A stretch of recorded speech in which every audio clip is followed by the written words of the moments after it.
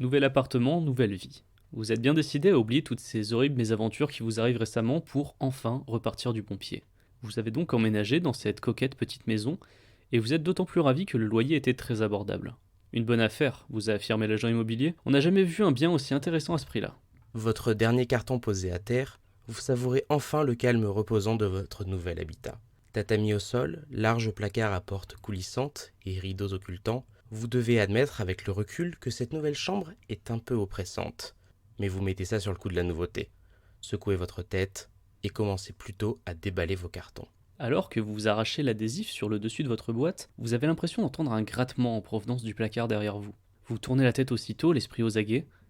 Il est fermé, la porte de bois totalement rabattue sur la plainte le long du mur. Pas de quoi s'inquiéter en apparence. Dans le silence oppressant, vous attendez, incertain, de voir si le bruit va se reproduire. Rien, d'abord, ne vient perturber ce silence avant qu'un nouveau grattement ne se fasse entendre.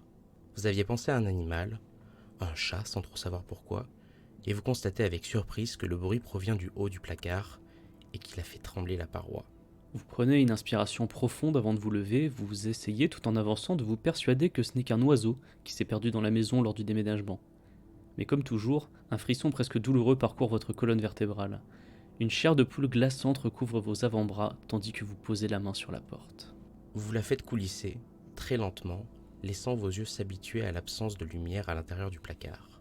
Le noir profond laisse place petit à petit à une pénombre angoissante. Les étagères sont vides, évidemment, mais le bruit venait du plafond. Une goutte de sueur dévale votre nuque. Vous espérez de tout cœur ne rien découvrir lorsque vous levez la tête, mais peine perdue. De longs fils noirs tremblent sous un vent invisible devant vos yeux. Un buste, une tête dépassent de votre plafond. Une femme à la peau blanche, hirsute, aux longs cheveux noirs et aux yeux injectés de sang vous observe d'un regard neutre. Sa bouche se tord dans un cri silencieux, ses doigts crispés sont cloués à la plainte de bois et elle ne cille pas. Un râle qui semble venir des enfers sort alors de sa bouche, et comme si ce borborigme était un signal, elle se met à tendre ses mains décharnées vers vous, ouvrant la bouche comme pour vous avaler tout entier.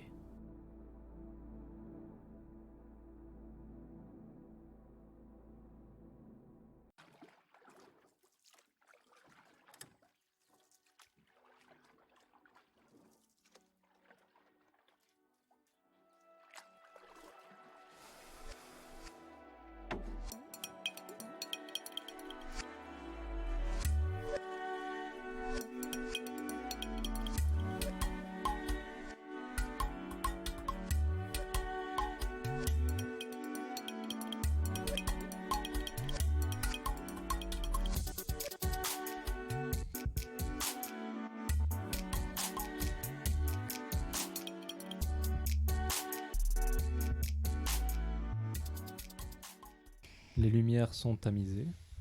Il fait sombre, très sombre. On a allumé des bougies. Les rideaux grincent. Nous sommes vraiment dans l'ambiance d'une vieille maison japonaise. Mais c'est une librairie. Mais une librairie qui se trouve dans une vieille bâtisse de 1992 qui n'est pas aux normes sismiques. Et on a le yokai bébé qui est encore parmi nous ce soir. Le yokai bébé est là. Il est gentil, on l'aime bien. Franchement.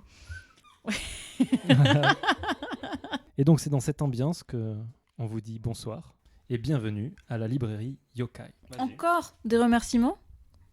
Encore, mais continuez. On aime s'en lasse ça. pas, on s'en On lasse aime pas. ça. Non, on a eu combien 4, je t'ai dit, de commentaires 4 commentaires. 5 étoiles. Bon, on a eu Amélie Marie, ma grande copine, qui nous a laissé un message. Ça, Qui c'est m'a un peu fait très facile, plaisir. hein. Ouais, ça va, elle l'a quand même mis. Hein. Genre, oh, hein.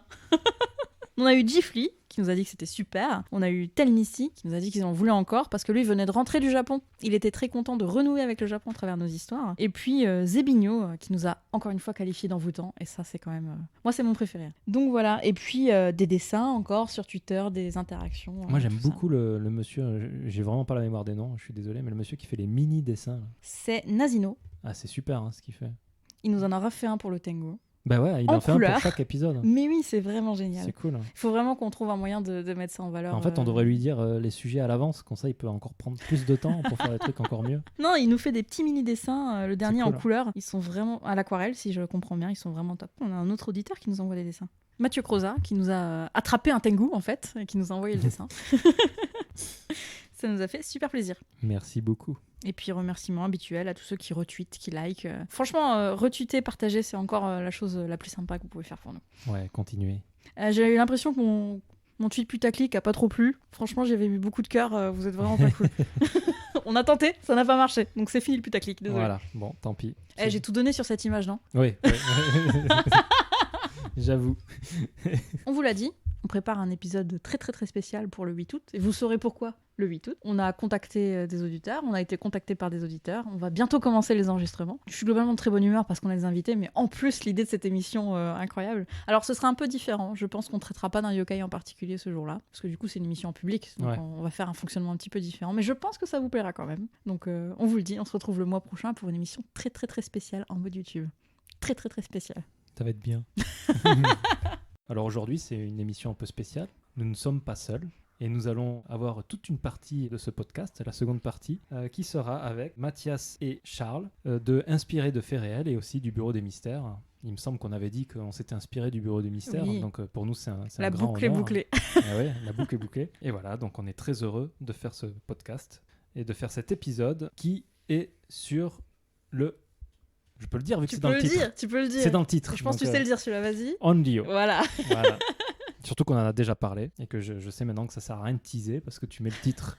Donc un épisode spécial avec les messieurs Charles et Mathias qu'on aime beaucoup de Inspirés de faits réels et de Bureau des mystères, dont vous avez forcément entendu parler si vous avez écouté nos épisodes, parce que je pense qu'on les a évoqués quelques fois au fur et à mesure de nos épisodes. Et alors pourquoi on les a invités aujourd'hui? La vérité c'est qu'ils nous ont invités en fait, puisqu'ils ont fait un épisode sur un personnage du cinéma japonais qui est emblématique, qui s'appelle Kayako Saeki, qui est l'héroïne de la saga Alors The Grudge, mais aussi Juno. Juon. Juon. Juon, qui est le nom japonais de The Grudge. Un yokai. Peut-être que tout le monde ne savait pas que c'était un yokai, donc peut-être que vous allez découvrir ça aujourd'hui avec nous. Mais effectivement, c'est un fantôme japonais très très connu du paysage culturel en fait. J'ai toujours du mal avec le mot fantôme. Pour moi, fantôme, c'est quelque chose de pas matériel. Oui, je comprends. Et effectivement, Kayako, on va le voir aussi à travers le rendu aujourd'hui, mais c'est quelque chose qui a beaucoup de relations en fait avec le monde des vivants finalement. Ouais. Bien Ouais. loin d'un fantôme qui serait passé et qui ne serait plus là. Peut-être un peu trop d'ailleurs.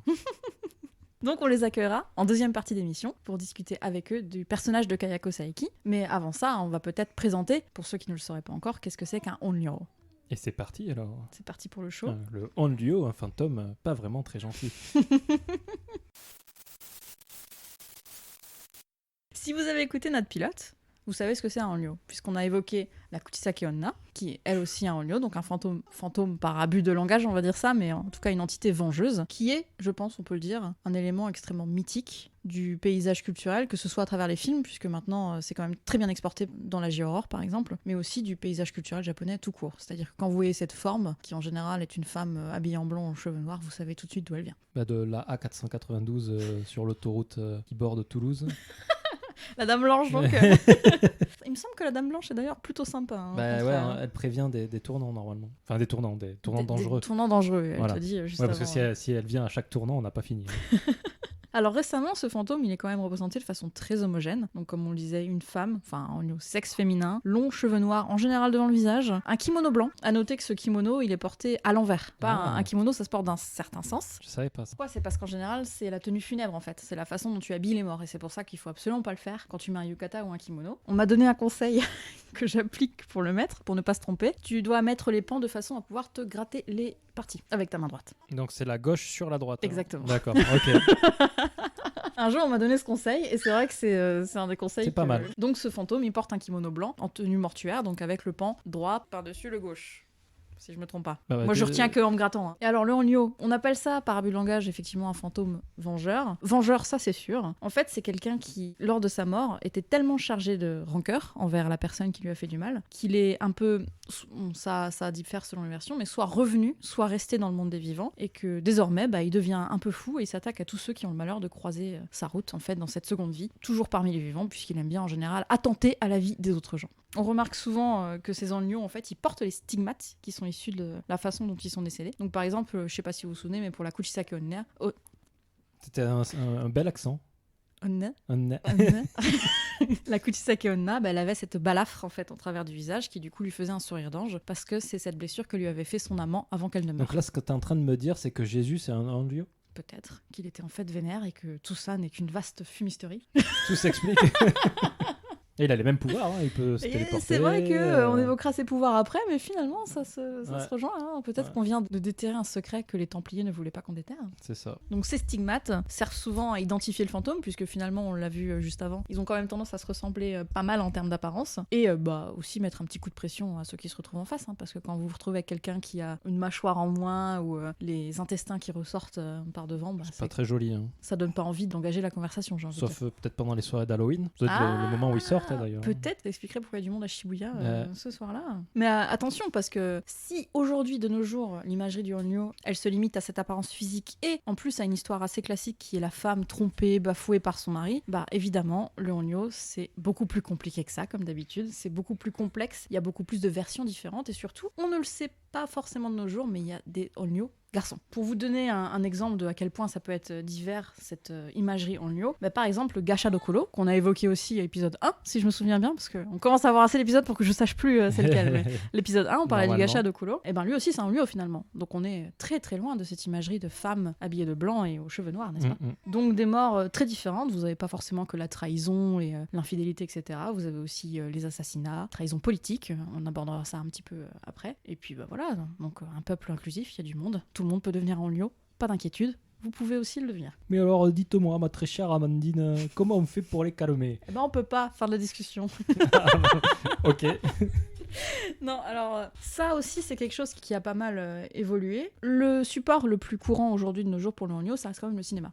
On va le voir plus tard avec Charles et Mathias inspiré de faits réels, mais par exemple Sadako, Kayako, c'est quand même des Onryo extrêmement emblématiques que tout le monde connaît. Et si vous vous fiez à ces histoires-là, bah, le problème c'est qu'ils sont tellement chargés de vengeance, ces fantômes, qu'il n'y a rien à faire. Ils vont juste vous hanter jusqu'à ce qu'il n'y ait plus personne. Hein. Alors il y a toujours une fin quand même. En général, il suffit de brûler la maison par exemple. Mais alors pourquoi on devient Onryo ? Ça peut expliquer aussi comment le calmer. Par exemple, en Occident ou en France, quand vous mourrez, en général, si ça se passe bien, vous devenez un espèce d'ange gardien. Si vous restez sur Terre, parce que bon, normalement, vous passez de l'autre côté et on n'entend plus parler de vous. Mais si jamais vous restez sur Terre, bah voilà, c'est votre grand-père ou machin qui va veiller sur vous. C'est un peu pareil au Japon. Sauf que si jamais on pratique pas les derniers rites, alors là c'est compliqué parce qu'ils diffèrent selon les croyances auxquelles vous êtes rattaché, ou si jamais la mort est extrêmement traumatique, on va le voir avec Kayako, c'est quand même relativement traumatique ce qui lui arrive, et ben votre âme finalement elle reste, une espèce de résidu. Et alors au-delà du fantôme, comme tu disais, le Yōrei, donc le fantôme, ben là vous allez pouvoir continuer à interagir avec les vivants. Et en général, vous leur voulez pas du bien à ces vivants. C'est ça qui est triste. Quoi. C'est ça qui est triste, ouais. Le Onryo, ça reste un fantôme extra vénère qui veut taper tout le monde. Hein. Je pense qu'on peut... Enfin, taper, c'est encore gentil. Hein. Et puis même, quand tu regardes les films, donc les deux qu'on a cités, au-delà de vouloir simplement se venger, t'as l'impression qu'ils veulent agrandir leur malédiction. C'est ça. Qu'ils veulent l'expandre. Carbure à la vengeance, c'est en gros, plus ils tuent de monde et plus ils ont envie de continuer. Quoi. C'est ça. une espèce de cercle vicieux. Cette idée de fantôme vengeur, elle est évidemment pas exclusivement japonaise. On la retrouve aussi en Europe. La Rokurokubi, la Chevalier sans tête, par exemple, c'est un très bon exemple de fantôme vengeur. Donc c'est quelqu'un qui est pas très content de ce que vous lui avez fait, et qui revient et qui a des choses à dire. Il en a gros sur la patate. Hein. Et la peur des esprits qui restent sur Terre, ça reste quelque chose d'assez universel. Je pense qu'on le retrouve dans à peu près toutes les cultures finalement. Et c'est souvent d'ailleurs lié à la religion et au rite d'accompagnement vers le paradis. Et un autre point commun qu'on peut citer à propos du statut Onryo fantôme vengeur, c'est l'omniprésence des femmes quand même dans ce rôle. Mais ce qui est unique, parce qu'on parle de Japon aujourd'hui, on parle pas de culture occidentale, c'est qu'il n'existe pas vraiment de façon de calmer ces esprits vengeurs. C'est-à-dire qu'une fois qu'ils sont là pour vous casser la figure, vous tuer ou attenter à la vie de votre famille, a priori il n'y a pas grand-chose à faire. Et c'est d'ailleurs un parfait antagoniste pour les histoires d'épouvante et les légendes urbaines. Vous avez ce fantôme et vous pouvez rien faire, il va juste vous tuer. Le Onryo, avide de vengeance, il reste sur Terre et en fait dès qu'il croise quelqu'un, il va essayer de le tuer. En l'occurrence, pour Kayako, par exemple, c'est tous les gens qui vont venir dans sa maison. C'est quand même assez limitatif. C'est limitatif, et ce qui est embêtant, c'est qu'ils ne cherchent ni absolution ni justice, rien du tout. Ils veulent vraiment juste tuer les gens. C'est-à-dire que quelque chose qu'on retrouve vraiment beaucoup dans les histoires de fantômes européennes ou américaines, etc., dans les films, ils cherchent, par exemple, une justice pour quelque chose qui leur a été fait. Donc si jamais vous rétablissez l'ordre des choses, tout va bien, et ils vont finir par se calmer. Donc en général, c'est retrouver un corps, j'ai pas d'exemple en soi, mais prouver qui l'a tué, etc. Dans l'historique japonais des Onryo. Et d'ailleurs, c'est marrant, c'est parce que c'est dans The Ring où à un moment, il croit que si jamais il copie la cassette, ça y est, c'est banco, ils sont libérés. En fait, c'est l'inverse, non ? Et en fait, ouais, ça multiplie. Et c'est bien joué de la part de la méchante. Alors, je crois qu'on ne l'a pas dit avant, mais Sadako, The Ring, et Kayako, du coup, Ju-on the Grudge. Voilà. On les appelle par leur prénom parce que c'est des copines. Voilà.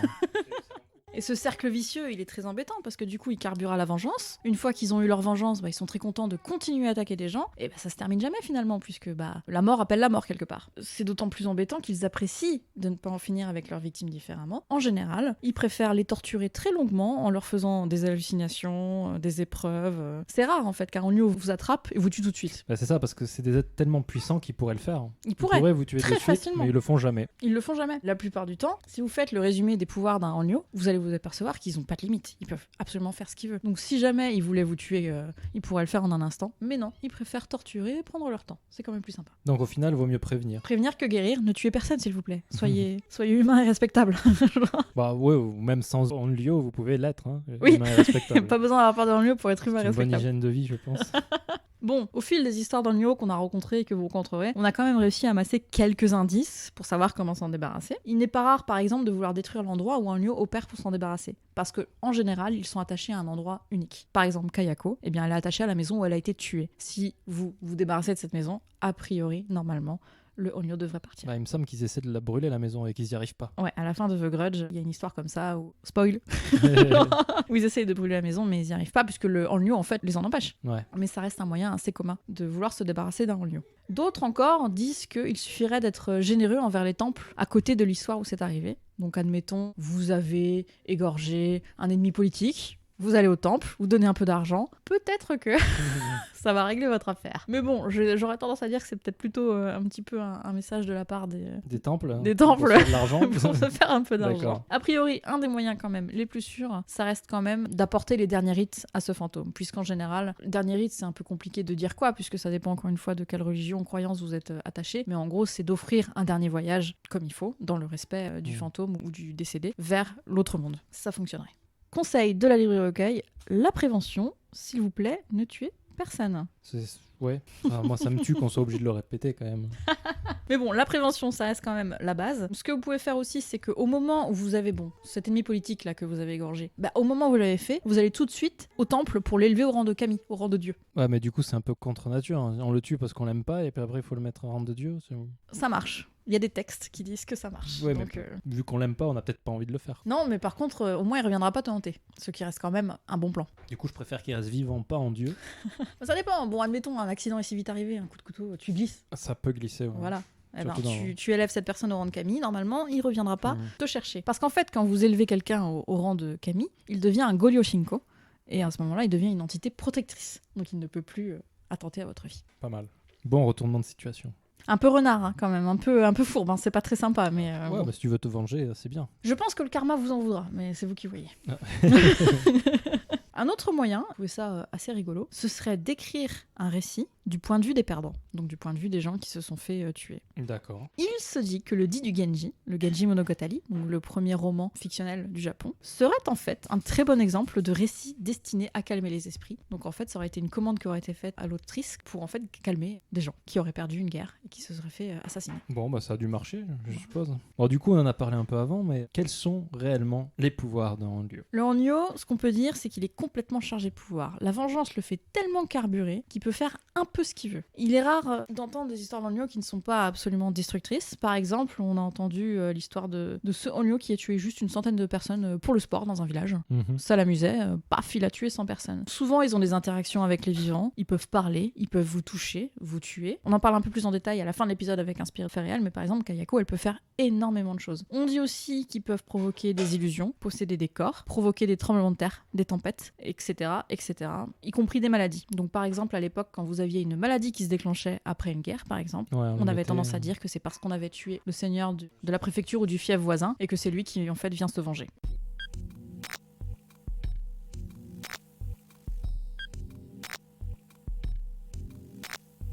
Du coup, Amandine, tu mentionnes le Genji Monogatari, mais ça c'est très très très ancien, ça. Il me semble que c'est année 622. Du coup, les origines du Onryo, c'est bien avant ça ? Alors, franchement, à ton avis, le concept du fantôme vengeur, c'est vieux comment C'est vieux, peut-être depuis qu'on a appris à enterrer nos compatriotes. Pas loin, pas loin. A priori, alors ça, je mets des gros guillemets parce que j'ai pas retrouvé beaucoup de références à ça, mais ce serait venu de Chine aussi. D'accord. Où en fait, à ce moment-là, on aurait commencé à avoir peur qu'un fantôme reste sur Terre et vous hante. Je pense que c'est venu avec le bouddhisme, par exemple. exemple. Ouais. Alors c'est vrai qu'on pourrait croire à tort que c'est très récent, puisque l'imagerie qu'on en a dans les films d'horreur et les légendes urbaines, Moi, je suis pas très mythologie grecque. t'es pas très mythologie grecque. Non, parce que t'as dit on pourrait croire à tort. Désolé. C'est pas grec, Ouais, en plus, c'est pas grec. Putain. Oh là là, c'est putain. scandinave. Ah, Merci. je pensais à Zeus, en fait. Ouais, mais non, Thor non. Oui, ouais, je sais. Et pourtant, je suis fort en mythologie, hein, mais alors là... Non, mytho. Oh là là. Oh là là là là. Et ça va pas être coupé. Voilà. Alors, j'ai bon espoir, enfin, pour toi, qu'on l'entende pas du micro. À mon mais avis, on sait l'entend très bien. Et alors, si vous êtes amateur d'estampes, vous avez pu voir ces formes fantomatiques depuis très très longtemps. L'âge d'or des Onryo, il s'étale de l'ère Kamakura à l'ère Nara. Et si le concept et l'existence du fantôme vengeur, évidemment, ils sont très très anciens, son apparence très marquée, elle est née avec le kabuki. Pour ceux qui ne sauraient pas, une forme de théâtre japonais, très très traditionnelle, dans le sens où même si c'est encore pratiqué aujourd'hui, c'est codifié depuis les années 1600. Et en l'occurrence, on y introduit dans ces pièces de théâtre des personnages, entre autres, de fantômes vengeurs, mais qui ont une apparence très codifiée elles aussi, avec des masques et des costumes qui se retrouvent d'une pièce à l'autre, qui en fait sont des marqueurs de stéréotypes dans les pièces de théâtre. Et c'est à cette époque, avec ces pièces de théâtre, que l'imagerie Onryo telle qu'on la connaît, c'est-à-dire apparition habillée en blanc avec des longs cheveux noirs, un visage très fantomatique et massier souvent, naît tout simplement. D'accord. Une apparence qu'on retrouve encore aujourd'hui dans les films d'horreur, donc qui a complètement perduré. La peur des Onryo, au sens la peur d'un fantôme vengeur qui revient, c'est à l'époque Heian qu'elle se développe, donc un petit peu après. Et à cette époque-là, en fait, on voit fleurir des légendes et des recueils de conseils, etc., pour s'éviter un retour de fantôme. Donc on en parlait un peu avant, c'est-à-dire élever au rang de kami, donner de l'argent au temple, etc. Ce genre de bons conseils pour un ami, c'est à cette époque que ça naît, en fait. Parce que Heian, donc une époque d'instabilité pour le Japon, d'instabilité politique énorme, où on avait tendance à se faire seppuku ou aller égorger le seigneur voisin très très facilement, et ben on a commencé effectivement à avoir peur. Très politique à l'époque, mais à avoir peur qu'un de ces seigneurs de guerre revienne. Et puis comme on avait des tremblements de terre, des maladies, etc. qui se développaient,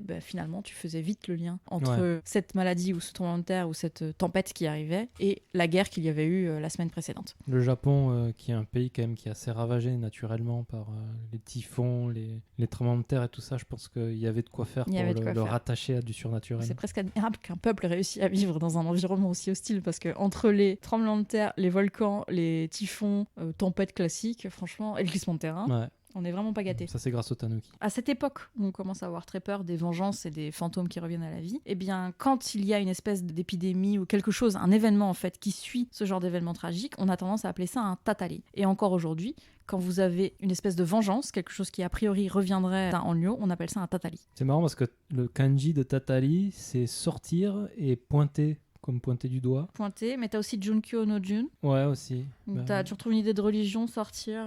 Moi, je le verrais plutôt, genre, pointer, genre, t'es pas content, tu pointes du doigt. Donc, j'imagine, en fait, que ce yokai qui est millénaire, quoi. C'est ça, on peut dire qu'il est millénaire, même 2 millénaires. Non. 2 millénaires. Non, 1500 Double millénaire. Il est 1500 terres. 1500 terres. Il a pas mal évolué quand même. Il a pas mal évolué. Moi, honnêtement, je pense que l'idée elle-même du fantôme qui revient à la vie, elle est beaucoup plus vieille que ça. Il est certain qu'il a pris des formes différentes au fur et à mesure des époques. Il est certain aussi qu'il y a une époque où on l'a plus évoqué que d'autres. Le kabuki, entre autres, il a démocratisé une image extrêmement lisse, canon en fait du Onryo, donc c'est ce fantôme blanc. Mais on le retrouve aussi dans le théâtre no. Le théâtre no qui est extrêmement lié au Shinto. Je regardais là, pendant que tu parlais, une photo. Je vous conseille de taper Onryo Kabuki, de regarder la première photo qui sort. C'est quand même... Est-ce que c'est le Hanya? Ah, c'est Oiwasa, je pense. C'est vrai que le kabuki, on a tendance à voir des jolis masques avec des cornes, genre des oni, quoi. Et là, c'est vrai qu'on est quand même assez proche de l'imaginaire qu'on a actuellement. Parmi ces masques no, vous avez beaucoup de Onryo différents. Entre autres, on peut noter le Hanya, l'imagerie la plus connue, je pense, donc avec des yeux dorés et des cornes pointues. Par exemple aussi le Yaseonna, donc la femme maigre, femme émaciée. Donc en général, l'archétype d'une femme qui s'est laissée mourir de faim, en gros. Le Daigan aussi, ou le Hashihime. Donc vous avez beaucoup de Onryo différents. Le Hashihime, c'est la princesse des baguettes. Non, désolé.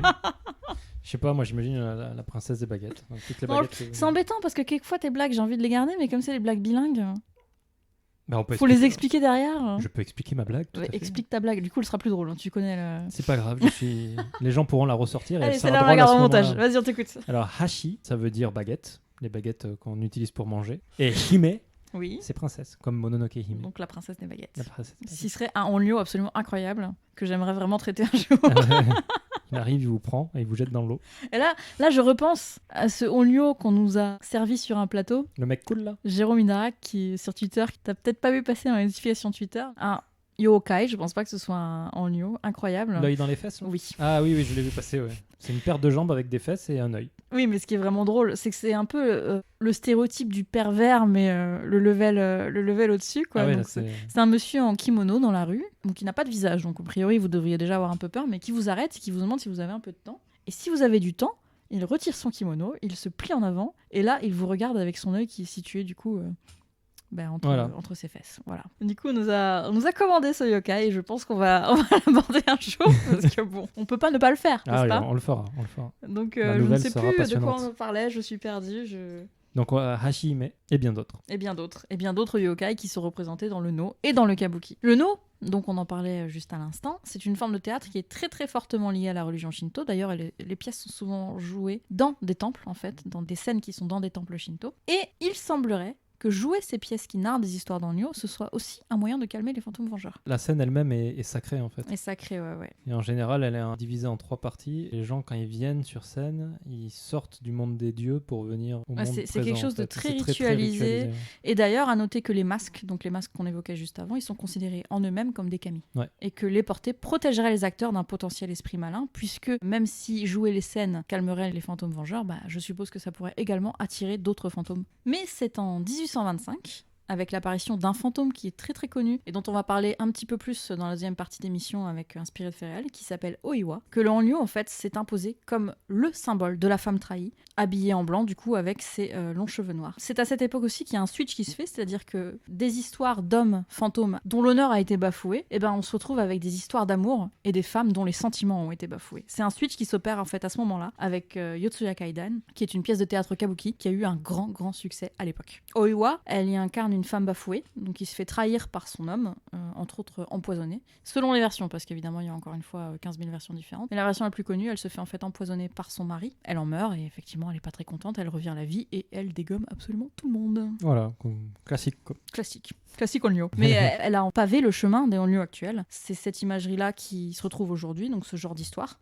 Je crois que de nos jours, un Onryo masculin, on en voit vraiment très très très peu, que ce soit dans les films ou dans les jeux vidéo. Et au Japon, peut-être moins à l'étranger, mais l'histoire d'Oiwa, on la connaît bien. C'est Oiwa la vengeresse, c'est la reine des Onryo. C'est un patrimoine vraiment lourd. Ces pièces de théâtre, on les joue encore de nos jours. Et c'est très rigolo parce que dans un reportage d'Arte que j'ai vu, Tokyo Paranormal, je crois qu'on en a déjà parlé, un des segments est consacré à Oiwa, et du coup l'actrice qui joue Oiwa dans cette pièce de théâtre dit qu'il se passe énormément de choses étranges, voire entre guillemets paranormales pendant les séances, notamment des bruits de pas là où personne ne devrait être, ou des têtes tranchées qui apparaissent sur une chaise par exemple. Classique.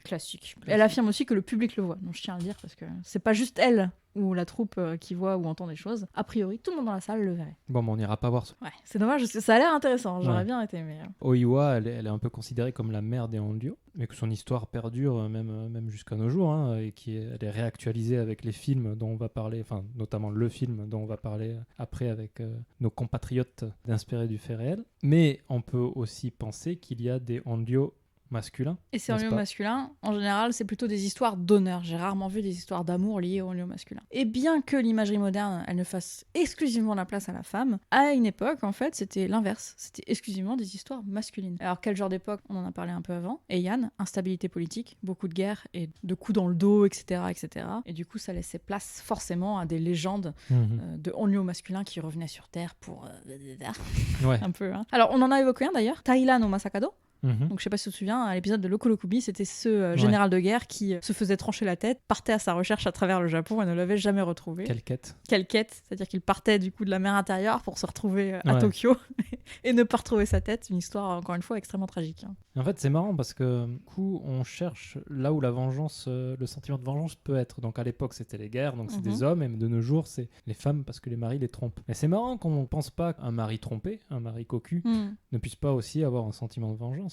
Je pense que c'est lié un peu à la culture du Japon et à la vision du couple ici. Très intéressant, ça serait à fouiller. C'est assez révélateur d'une certaine structure familiale, j'ai envie de dire, tristement. On fera un épisode sociologie japonaise dédié à la cellule familiale. Comme dirait célèbre philosophe, cela ne nous regarde pas.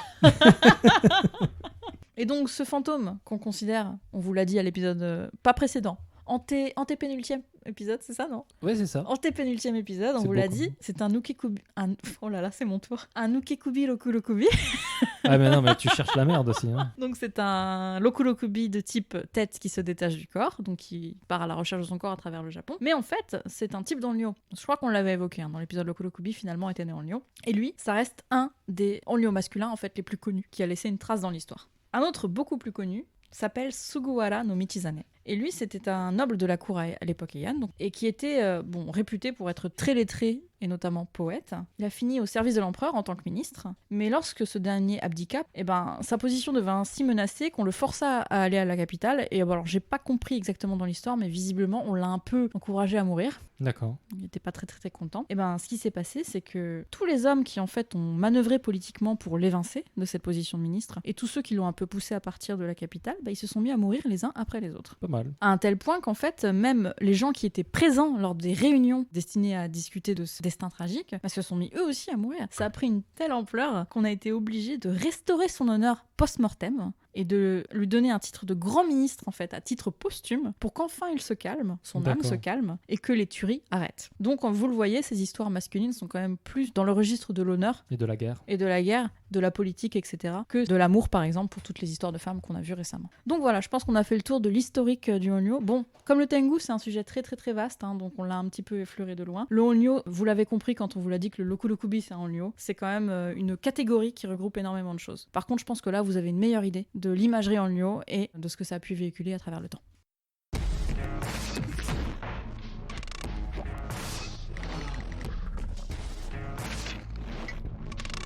Alors on vous l'a dit, aujourd'hui, c'est pour ça que je suis de très bonne humeur, on a exceptionnellement des invités dans la librairie Yokai. On a invité deux spécialistes de beaucoup de choses en rapport avec notre thème du jour, de cinéma d'abord, puisqu'on va parler d'une héroïne du cinéma japonais, mais aussi d'affaires un petit peu paranormales, surnaturelles. Côté pragmatique de la chose, ne nous cachons pas. Du coup, Charles, Mathias, bienvenue dans la librairie Yokai, on espère que vous êtes bien installés. On est très très bien installés. On est très très bien installés, ça nous fait très très plaisir d'être avec vous dans la librairie Yokai, surtout pour parler de ce yokai en particulier. Qui nous a terrifiés au cinéma depuis à peu près l'adolescence, on va dire. Ouais, qui nous suit globalement. Alors avant qu'on discute, peut-être que vous pourriez vous présenter aux auditeurs qui potentiellement ne vous connaîtraient pas, quoique j'ai l'impression qu'on partage quand même beaucoup d'éditeurs. Bah écoutez, donc on a deux podcasts en tant que Charles et Mathias, donc inspiré de faits réels d'ailleurs, avec un numéro qui vient de sortir, qui s'attache au côté cinéma du yokai dont on va parler aujourd'hui, et le Bureau des Mystères, et dans lequel on s'attache donc moins au cinéma et plus aux histoires, et on raconte des histoires qui sont arrivées, certaines qui ne sont pas arrivées, des histoires surnaturelles ou pas surnaturelles, en essayant d'expliquer les phénomènes qu'il y a derrière. Je crois que vous avez jamais évoqué de yokai d'ailleurs dans le Bureau des Mystères. Non, c'est vrai, non, on a évoqué il y a 2-3 histoires qui se déroulent peut-être au Japon, mais en effet, on n'a jamais évoqué les yokai. On vous laisse, c'est votre spécialité, et on vous la laisse parce que... Ah mais si, attends, dans le Bureau des Mystères, il y a cet épisode, c'était Teke Teke, non? Oui, effectivement. L'épisode Creepypasta Légende urbaine, je parlais effectivement de Teke Teke, d'un autre d'ailleurs, avec les jambes coupées, parce qu'il y en a deux au Japon, de fantômes avec les jambes coupées qui se déplacent pour tuer des gens. J'ai bouffé le nom du deuxième, mais oui, il y avait Teke Teke et l'autre. Tant qu'on est dans le domaine de l'Asie, c'est vrai que tu avais raconté, toi Charles, cette légende urbaine sud-coréenne qui était extrêmement flippante, de l'apparition dans la bibliothèque, qui se rapproche un petit peu en fait de la figure de l'Onryo dont on va parler aujourd'hui, que ça ressemble un petit peu. Il faut savoir que la culture coréenne et la culture japonaise, ça se recoupe quand même beaucoup, notamment sur les légendes urbaines et ce genre de choses. Il faut savoir aussi que maintenant que vous participez à l'épisode, donc vous faites un peu partie de la famille Librairie Yokai, donc la loi s'applique à vous. La prochaine fois que vous mettrez le pied au Japon, faites attention, parce que les yokai japonais deviennent réels à ce moment-là. Ah d'accord, alors quand on participe, après on est informé, donc ils peuvent apparaître. Voilà. Désolé, Donc, on a peut-être oublié de le dire. ne vous coupez pas les ongles le soir, vaut mieux en journée. Très bien, alors il va falloir que je fasse très attention. On va éviter aussi de rentrer dans des maisons abandonnées parce qu'on ne sait jamais ce qui pourrait vraiment s'y cacher. Surtout pas en chaussures. Surtout pas en chaussures, ouais, exactement. Ah oui, d'accord.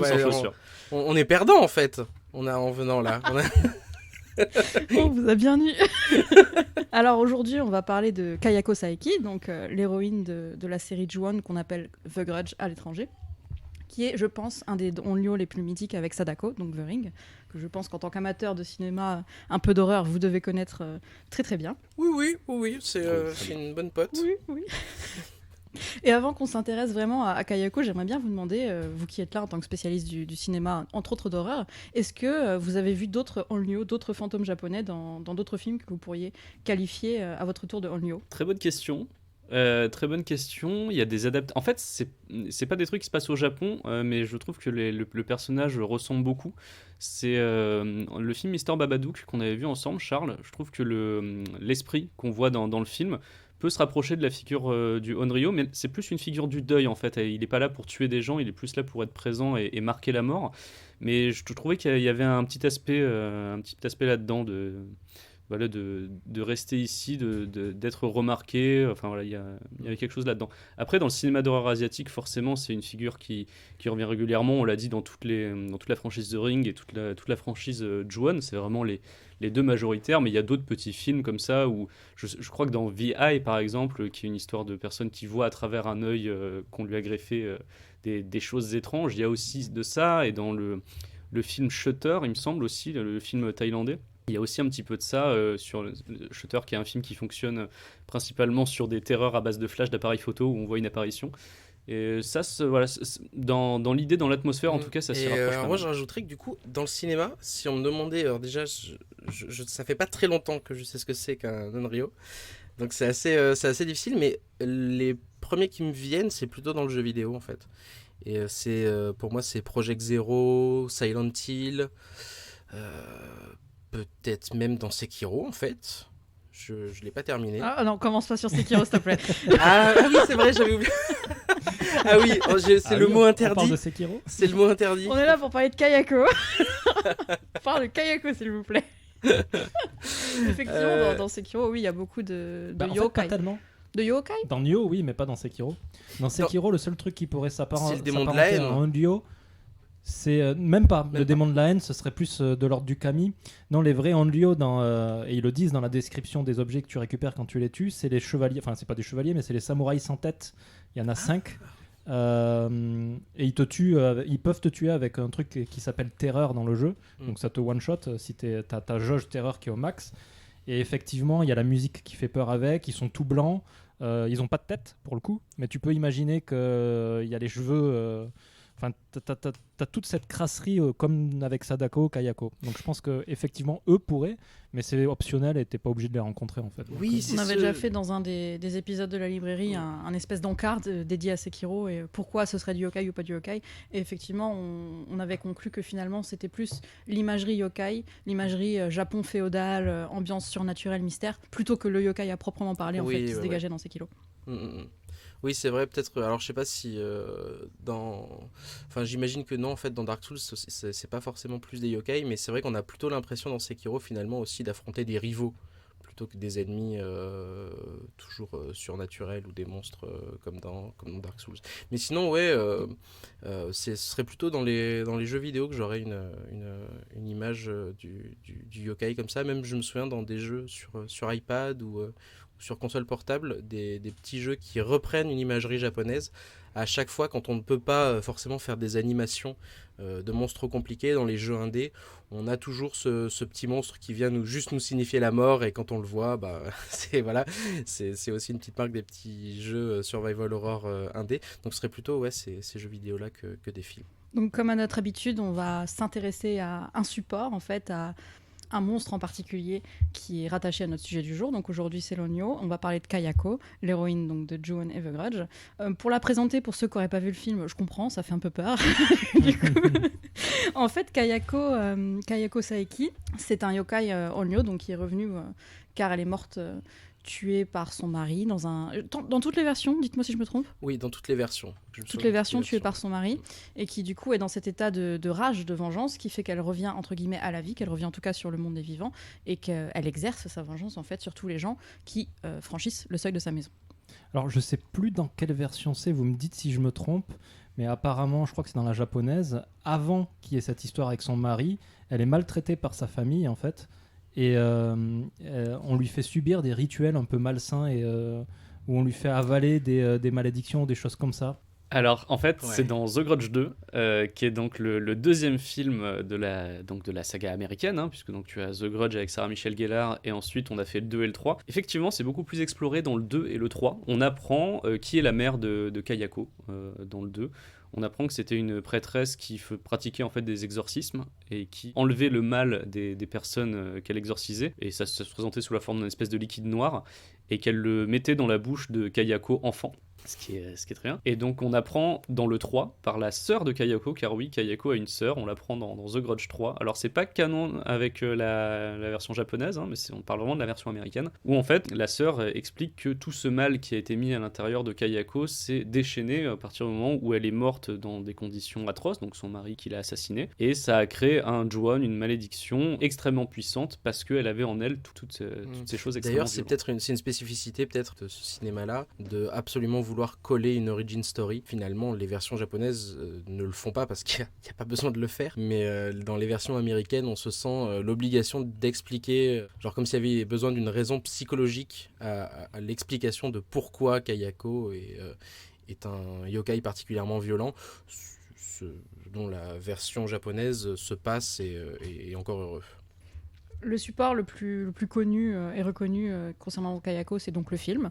La série de films, comme tu l'as appelé dans votre version du podcast, le Kayako Universe, je crois. Le The Grudge cinématique. Voilà, le The Grudge Cinematic Universe. Donc du coup, on parle du film avec vous dans votre épisode d'Inspiré de faits réels. Donc je vous encourage vivement à aller écouter cet épisode où on explore en fait le film et certains autres films en long et en large et en travers. Aujourd'hui, on va plutôt s'intéresser à l'histoire de Kayako et en fait à deux supports spécifiques qui sont le manga, grandiose, et le jeu vidéo, grandiose lui aussi visiblement. Attention. Donc Kayako, on vous a présenté vite fait en fait qui c'était, mais il faut savoir que Kayako, elle est rarement toute seule. On la retrouve en général avec son fils, qui est lui aussi emblématique, qui s'appelle Toshio, qui meurt d'ailleurs souvent en même temps que Kayako, mais lui assassiné par son père dans la baignoire avec le chat. Une histoire absolument tragique. Je pensais juste, j'ai écouté un podcast qui je me souviens plus du nom d'ailleurs, qui refaisait chronologiquement l'histoire de The Grudge. Mhm. Et comme les mecs, ils connaissent pas du tout le japonais, ils ont appelé Toshio pendant tout le truc Toshio le Jap. Le chat. Oh. Et ouais, déjà c'est pas cool. Mm. Mais je pense pas qu'ils connaissent la connotation de cette Mm. appellation. Et au final, ils ont décidé que Toshio c'était proche de Toshio, et donc ils l'ont appelé Chiotte, quoi. Voilà. Ah Des mince. gens avec beaucoup d'humour. Et donc, comme vous l'évoquiez juste avant, effectivement, on a tendance dans les versions américaines à vouloir expliquer pourquoi Kayako est devenue Kayako. On la présente souvent comme une jeune fille timide, seule, un petit peu étrange en fait, qui a, dans la version américaine dont on parle avec The Grudge, elle a carrément je crois qu'on peut plus appeler ça un crush au point où ça se développe, quoi. Elle est complètement obsédée par un professeur américain. Est-ce que ce serait pas l'image de la tsundere? La tsundere, c'est quand même celle qui tombe follement, passionnément amoureuse. Ouais, mais en général, t'as contact. Elle te stalk. Elle te stalk, elle te maltraite aussi. Ah, peut-être, oui. Non, en général, ça passe par le stalk. Après, ça peut aller jusqu'à la maltraitance, j'imagine. Mais... Enfin, Oui. moi, ça me fait penser à Sur ça. le côté stalking, il y a un petit peu de ça, notamment dans les premiers films, en tout cas dans les films japonais, où on voit très clairement qu'elle le stalk pas mal, hein. Le professeur découvre son journal intime. Il y a quand même des pages et des pages avec marqué « Je l'ai regardé aujourd'hui, il m'a regardé, il était habillé comme ça ». Il y a même un moment où il y a des cheveux du prof qui sont scotchés à l'intérieur du journal intime de Kayako. Non, elle est vachement cray-cray, on va dire, un petit peu crazy. La toute première fois d'ailleurs, dans le premier téléfilm où tu vois Kayako, elle est donc encore en forme humaine, c'est avant qu'elle meure, et on la voit observer de loin le professeur. Elle est avec Toshio, ils sont tous les deux encore humains, et elle est légèrement floue dans le fond, avec les cheveux qui commencent déjà à se mettre à cause du vent devant sa tête, donc tu comprends que ça va devenir Kayako, mais dans une posture de vraiment, elle observe de loin en mode je peux comprendre ce que dit Mathieu sur le côté de Tsundere, Ouais. sauf que ouais, il n'y a pas la partie violente, enfin voilà, il y a pas la partie où elle va aller vraiment devant chez lui essayer de l'agresser, tout ça, non, il n'y a pas de ça. Mais il y a, sur le côté stalking, je comprends. D'ailleurs, j'avais une petite question. Le fait que le yokai, du coup, Lonryo, s'appelle Kayako, mais en fait, c'était tout simplement son prénom. Oui. Elle s'appelait Kayako Saeki. Enfin, Saeki parce qu'elle était mariée avec Monsieur Saeki, Donc- mais ouais, c'est son prénom. Et donc, d'accord. Et donc, Kayako, ça n'a pas, par exemple, une signification particulière qu'on Faudrait voir les kanji. C'est un prénom relativement classique d'ailleurs. Ouais, c'est Kayako. classique. De la même façon que Sadako, c'est un prénom très classique. Hein. Aussi, ouais. Ah ouais, comme un peu un Jeanne en France, par exemple, un prénom très... Enfin, ou classique dans le sens historique, ou classique dans le sens très répandu. Genre un mari. Tu rencontres des Kayako, quoi. Enfin, c'est... Ouais, d'accord. peut-être moins maintenant, parce que c'est porteur de... de certaines choses.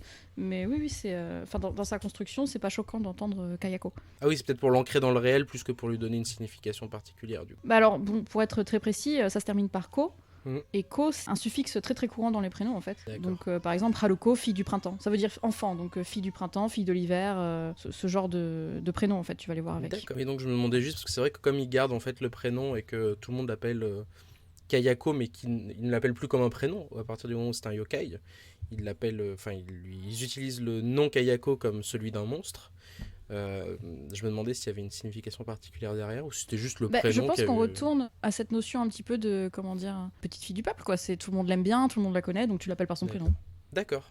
Affectif, c'est affectif. D'accord, très bien. Et le fait que Kayako et Sadako, ça je pense que c'est clairement un hasard, que ce soit plutôt deux façons très, très logiques en fait d'appeler des petites filles. Donc on a parlé un peu de Kayako qui elle est Toshio, son fils, donc son mari, Takeo je crois d'ailleurs de mémoire. Et alors les pouvoirs de Kayako, parce qu'on se doute que la façon dont elle est morte, donc tuée par son mari, fait que ça lui donne une raison de revenir sur Terre. Mais ce qui est incroyable, c'est que au travers de toutes les franchises de Kayako, elle a une liste de pouvoirs assez incroyable. Je crois que Mathias nous Ouais, avait fait alors il une y en a liste. beaucoup. Alors tuer déjà en premier lieu, évidemment, puisqu'elle le fait à tire-larigot pendant tout le film. Elle peut aussi, on suppose, les faire rentrer dans une espèce d'autre dimension, puisqu'il y a quand même des scènes où juste il n'y a pas de corps.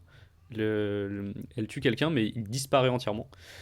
C'est notamment présent dans une scène de. Alors je sais plus dans lequel c'était, c'est peut-être dans The Grudge 2, justement, où il y a une scène dans un love hotel, et en fait il y a une gamine qui se fait attraper à travers un miroir. Et juste, elle disparaît. Alors, faut faire On- attention on au la Love revoit Hotel. Au Japon, c'est quand même une dimension assez particulière.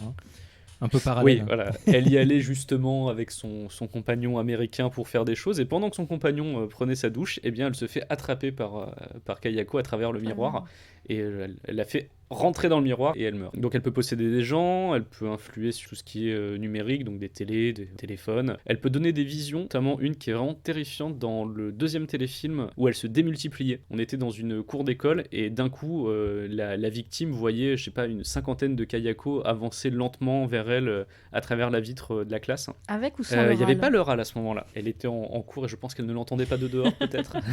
Je sais pas à quel point c'est bien insonorisé pour ça. Mais bon, c'est vrai que Science-fiction, 50 Kayako qui font leur en même temps, ça doit faire du bruit.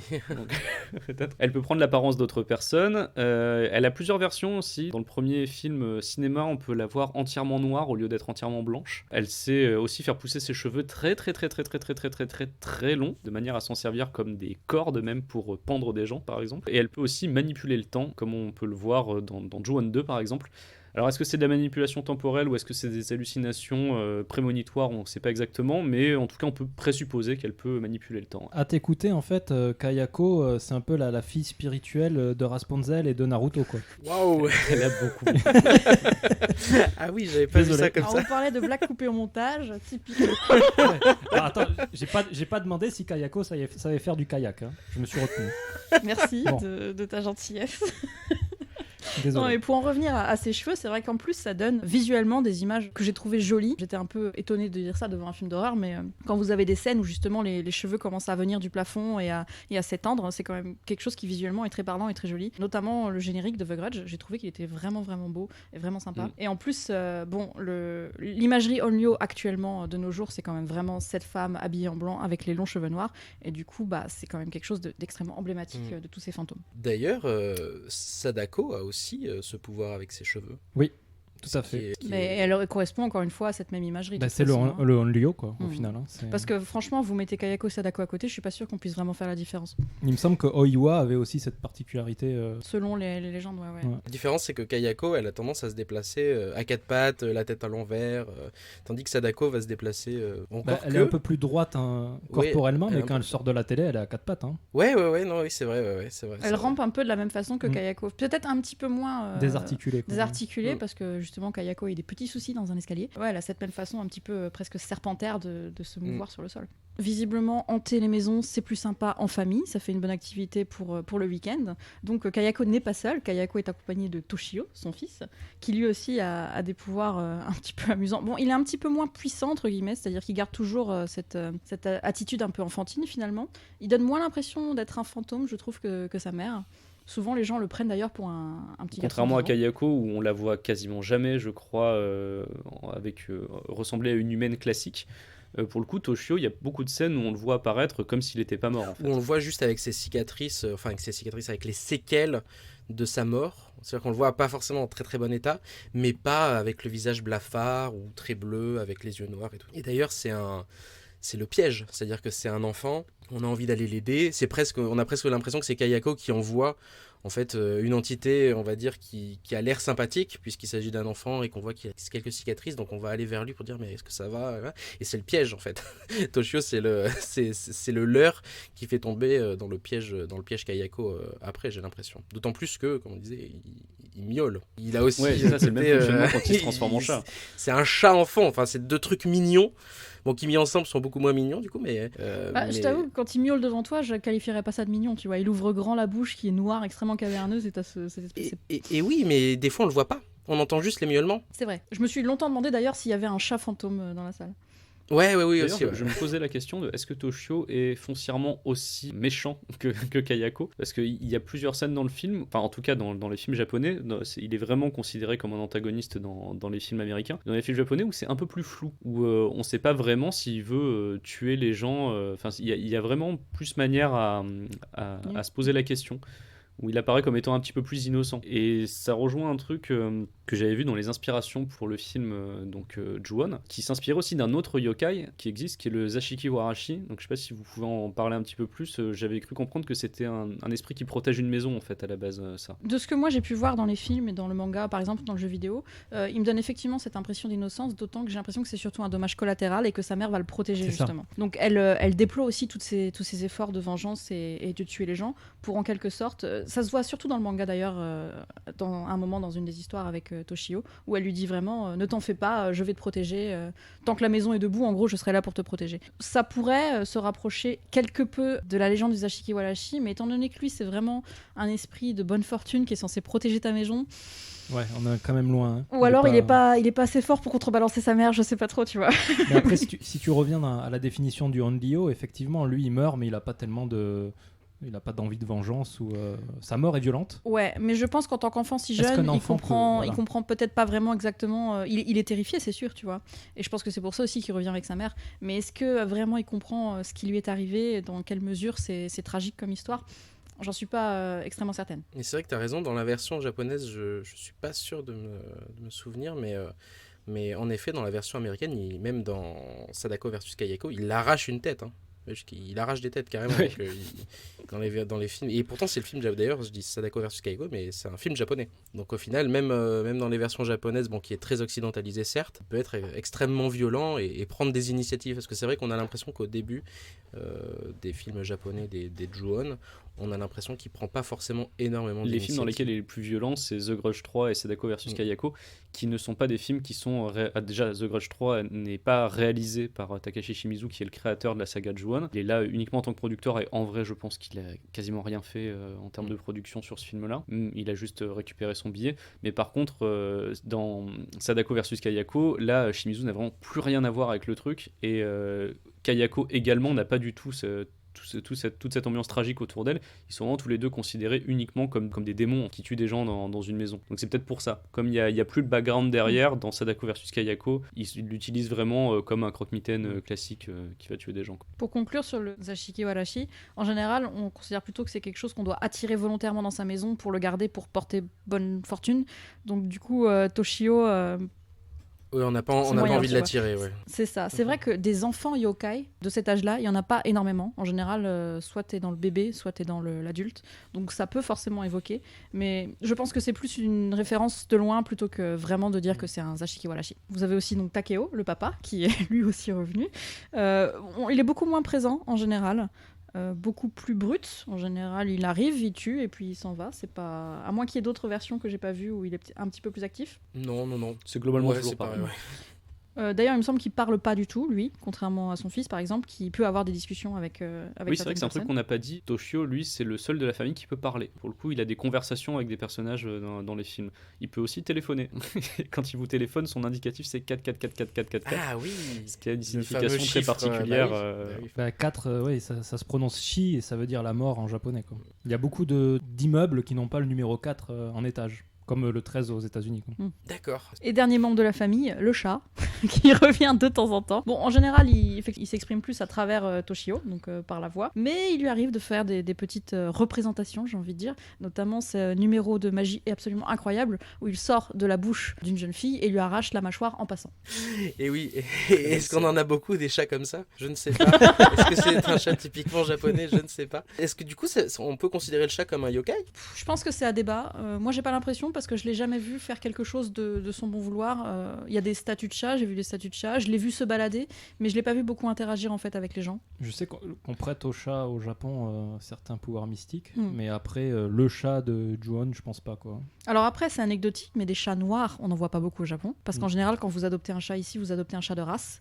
Donc ce sera pas un chat européen ou de gouttière, vous aurez les trucs à poils longs, machin, qui filent des allergies là. Mais le chat noir comme ça, c'est vrai que c'est assez rare. Et on le retrouve beaucoup dans l'imagerie justement yokai ou dans les histoires de légendes urbaines. C'est un ok, marqueur oui, quoi, qu'il y a un Ah truc qui va oui, se passer. c'est marrant parce que du coup, moi, en tant que Français, j'avais pas du tout compris ça comme ça.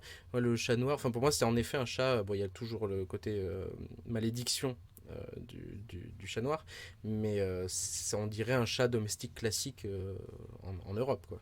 Il y a pas de. Alors que chez vous, ce serait plus proche du chat de gouttière, du coup. Rarement vu des chats noirs même dans la rue honnêtement. Ouais. C'est Ah pas ouais, une d'accord. race qui est très répandue en fait Mais ici. après, vraiment, le chat a vraiment un statut de yokai comme le kitsune, le renard, Mm. ou comme le tanuki. Donc, C'est pas Keneko je crois, le chat ouais, fantôme. ouais, ouais.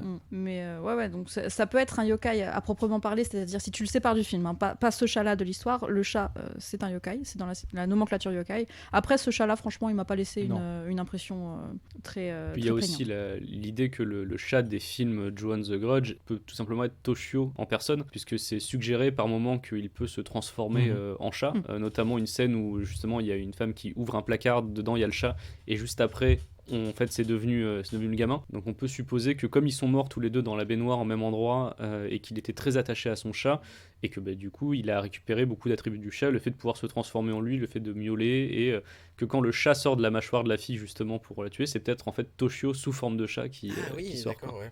C'est l'impression que ça C'est m'avait laissé une aussi. théorie. Et comme on le disait dans votre épisode d'ailleurs, le fait qu'il soit mort au même endroit, c'est-à-dire dans la baignoire, dans l'eau de la baignoire, on peut forcément supposer qu'il y a eu une espèce de mix des âmes, quoi, un petit coup de mixeur quand ils sont passés l'arme à gauche et que du coup c'est devenu une entité seule et unique en fait. Et c'est vrai qu'il a aussi une manière de se déplacer d'ailleurs qui est assez presque féline, c'est-à-dire qu'il se déplace, il se déplace pas comme Kayako, de manière désarticulée. Enfin, je me souviens que dans les versions américaines, des fois il saute, il peut faire des figures assez acrobatiques, ce qui renvoie aussi quand même à la félinité du chat.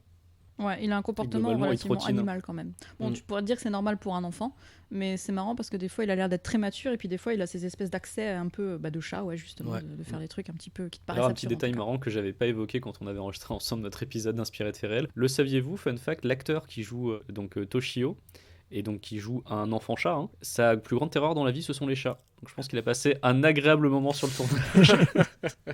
Mais c'est peut-être aussi pour ça qu'on Ah voit ouais, pas non, le c'est chat et terrible. Toshio en même temps et on Ah. suppose que bah oui, ils ont peut-être pas mis l'enfant effrayé par les chats en même temps que En le chat. présence du chat. Et du coup, nous, on l'interprète comme ah bah oui, si on les voit pas en même temps à l'écran, c'est que c'est la même entité. Mais en fait, non, c'est juste que le gamin sur le tournage avait Les peur avez-vous du déjà chat. vus ensemble dans la même pièce? Oui.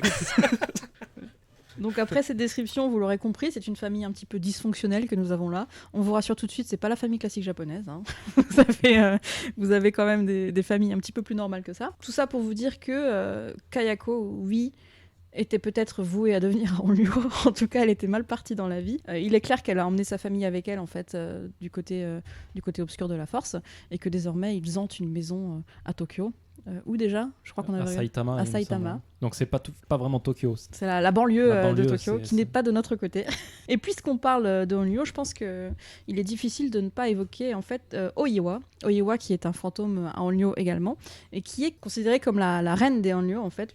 C'est pas la première, mais en tout cas c'est elle qui a en fait donné les codes du genre. Donc des codes qui ont été créés à l'époque Edo, qui sont encore valables de nos jours. Une histoire qui a été écrite dans les années 1800 et qui fait encore figure en fait de canon en fait pour les histoires de yokai. Et alors pourquoi on en parle aussi, c'est parce que dans une scène du film Ju-On, donc qui n'est pas The Grudge, c'est la version japonaise, il y a une petite scène qui fait clin d'œil à Oiwa. Alors c'est très court, il faut le savoir, mais donc cette jeune fille, Tommy, l'héroïne à ce moment-là de l'histoire, elle est en train de regarder la télé et en fait il y a un espèce de glitch à la télé, le présentateur soudainement il apparaît comme une femme avec un œil plus gros que l'autre. Et alors pourquoi ça fait référence à Oiwa ? En fait dans l'histoire d'Oiwa elle se fait empoisonner et cet empoisonnement l'amène à être défigurée et notamment à avoir un œil plus gros que l'autre, ce qui devient en fait dans ces histoires de théâtre, puisque ce sont des histoires de théâtre à l'époque de Kabuki, le canon en fait de ce personnage. Elle aura un œil plus gros que l'autre, donc quelquefois le cou un petit peu un petit peu de côté du coup comme Kayako, quelquefois aussi un petit peu déchevelé, dégarni. En fait l'empoisonnement cause une perte des cheveux et donc du coup c'était important je pense de notifier que comme beaucoup d'histoires de yokai et de Onryo à l'heure actuelle, eh bien, il y a une référence à Oiwa. Vous avez cette histoire de Kabuki, donc, qui est une pièce de théâtre qui a été écrite, mais il y a aussi, que je dis sur le shogunat, là, c'est une histoire vraie apparemment. C'est-à-dire qu'il y a eu 18 victimes dans le quartier, et il y a un mec qui a dit, bah quand même, ça déconne un peu là. Et il a envoyé une missive au shogunat, donc au chef de guerre du pays à l'époque, en lui disant, il y a des trucs là-bas, c'est pas... C'est pas très catholique, on aimerait bien que vous enquêtiez un Alors peu. pas encore à l'époque. Hein. T'as compris le sens, tu vois. Et donc en fait, il s'avère que cette femme Oiwa donc s'est fait trahir par son mari qui avait épousé une autre. Et quand elle est morte, a priori, elle a commencé à tuer les gens, à tirer l'arigot dans le quartier. Et comment ils s'en sont débarrassés ? Eh ben, ils ont été effectivement faire les derniers rites, donc faire passer son âme de l'autre côté pour la calmer. Ça a suffi cette fois-là. Quand je vous écoute, il y a pas mal de yokai, bon pas tous, mais il y en a pas mal qui sont associés à des quartiers. Est-ce que c'est lié à l'identité du quartier ou est-ce que c'est au hasard, c'est-à-dire qu'il y a comme il y a des légendes urbaines parce qu'on voit une maison abandonnée à un moment donné, on se dit c'est habité par tel ou un tel, ou est-ce que c'est lié à l'identité vraiment culturelle du quartier ? Je pense que c'est plus des légendes urbaines qui ont dû naître là-bas à l'époque et qui ont perduré après. Quoi. Et c'est pour ça que c'est un sujet aussi dur à traiter, c'est qu'en fait, des fois pour un même yokai, tu vas avoir 15 versions différentes rien que dans la même ville. Quoi. La Dame Blanche, t'as même plusieurs versions de la Dame Blanche, tu vois, c'est un peu pareil. Sauf qu'ici, t'as beaucoup plus de yokai différents, ils ont perduré, c'est-à-dire qu'ils sont beaucoup plus prégnants dans la culture actuelle moderne. Donc t'as cette espèce de dilution dans tout le pays que chaque région va avoir sa version. C'était particulièrement violent avec la Yuki-onna par exemple, qui est le fantôme des montagnes. Et du coup, dans il y a beaucoup de montagnes au Japon, et dans chaque montagne, t'avais une version différente de la légende de Yuki-onna. Quelquefois, elle était sympa, quelquefois, elle balançait les gens dans des ravins. Enfin, tu vois, t'avais vraiment... Ça, c'est peut-être dû aussi, encore une fois, au côté animiste du shintoïsme. Nous, comme on est monothéiste, on a besoin d'une version canon, quoi. Là-bas, ils en ont plusieurs, ils s'en fichent, quoi. Eh bien, je pense qu'on a fait le tour du personnage Kayako. Bon, encore une fois, on l'a effleuré, on en parle beaucoup plus longuement dans l'épisode inspiré de faits réels. Est-ce qu'on passerait pas au jeu vidéo, Ju-On ? Alors... oui, mais bien sûr. Alors, le jeu vidéo Ju-On, vidéo assez particulier, il est édité par AQ Interactive pour les personnes à qui ça va parler. Enfin, c'est assez important parce que le studio va se faire manger par son éditeur au bout d'un moment, et le studio a une histoire un peu intéressante. Et ça, je pense qu'on pourra peut-être avec Mathieu, c'est une période et un moment du jeu vidéo que je trouve assez intéressant. C'est sorti, nous, ça a été publié en Europe par Rising Star Games, et c'est développé par Phil+, le studio Phil+, qui aujourd'hui n'existe plus. Et c'est un studio qui a une histoire assez intéressante parce qu'il a été fondé par Microsoft Studio. Et oui, studio japonais, mais fondé par Microsoft Studio à un moment où l'entreprise voulait encore partir à l'assaut du Japon avec la Xbox 360. Et du coup, c'est une période assez particulière parce que Phil+, le studio, a surtout servi dans son histoire de soutien à Mistwalker, donc le studio d'Hironobu Sakaguchi, donc le fondateur et créateur de la franchise saga Final Fantasy, qui est chez Square depuis les débuts de Square, dans le début des années 80. Et qui a donc, c'est un studio, Phil+, le studio qui a développé Ju-On, c'est un studio qui a co-développé le jeu vidéo Lost Odyssey, donc un RPG monstrueusement long que j'ai le malheur d'avoir chez moi, qui tient sur 4 DVD, qui est sorti en 2008, et qui a aussi travaillé sur, donc Phil Plus, qui a aussi travaillé comme support sur Infinite Discovery, Star Ocean The Last Hope, 99 Nights 2, donc plein de jeux qui devaient, bon, pour certains, pas tous, être exclusifs à la Xbox 360 pour rentrer sur le marché japonais, c'est-à-dire que c'était des RPG créés par des Japonais, des vrais JRPG, mais exclusifs à la 360 pour aider à s'implanter sur le sol japonais, donc chose qui, évidemment, n'est absolument pas arrivée. Et studio qui est aussi passé par l'aide au développement de No More Heroes pour PS3. Chose un petit peu plus étonnante, donc pour le compte de Grace Hopper Manufacture, donc le studio de Suda Goichi, Suda 51. Et Ju-On, ça va être leur premier et leur dernier jeu vidéo sur Wii. Ça va faire partie des rares jeux dont ils ont totalement la charge, donc ils vont développer entièrement Ju-On, et on sent que c'est un studio qui a été monté pour faire du soutien, et que là ils ont un jeu vidéo dont ils ont complètement la charge, mais qui va être en fait un jeu de commande, c'est-à-dire que c'est un jeu qui va être développé pour les 10 ans de la franchise Ju-On, donc il est sorti en 2009, donc il faut remonter je pense au tout premier téléfilm, peut-être même au premier court-métrage, je sais pas. En fait c'est pile entre les deux. Tu as les premiers courts-métrages sortent en 98 à la télé, voilà. enfin, les deux téléfilms qui sortent en V-Cinéma, ils 2000, sortent tous les deux l'année 2000. D'accord, ok. Et du coup on considère l'année 99 comme sans doute l'année 1 de la saga Ju-On The Grudge, puisque en 2009 du coup il publie le jeu vidéo Ju-On sur Wii, jeu vidéo dirigé par Takashi Shimizu, donc par le réalisateur des courts-métrages, téléfilms, films japonais et des 2 premiers films américains, The Grudge, donc pas de The Grudge 3 ni de Kayako vs Sadako, qui sortira d'ailleurs la même année, le jeu vidéo, la même année que The Grudge 3. À quoi on joue quand on joue à Ju-On The Grudge sur Wii? À quoi joue-t-on ? Eh ben, on joue à un survival horror en vue subjective dans lequel on se balade. Donc au début dans une usine désaffectée, après que son chien ait été attiré par une présence. Et en fait la Wiimote, alors c'est la grande époque du motion gaming de la Wii. La Wiimote est une lampe torche que l'on va diriger pour éclairer certains endroits. Et au lieu d'utiliser le nunchuk pour se déplacer avec la main gauche, le jeu a la très très mauvaise idée de forcer les joueurs à appuyer sur B, sur la touche B de la Wiimote pour avancer. C'est-à-dire qu'on pointe un endroit avec la lampe et on avance en appuyant sur B, ce qui rend absolument tous les contrôles horribles, disons-le. Le jeu est pas très jouable, ce qui n'est pas très grave puisqu'il ne demande pas de réflexe.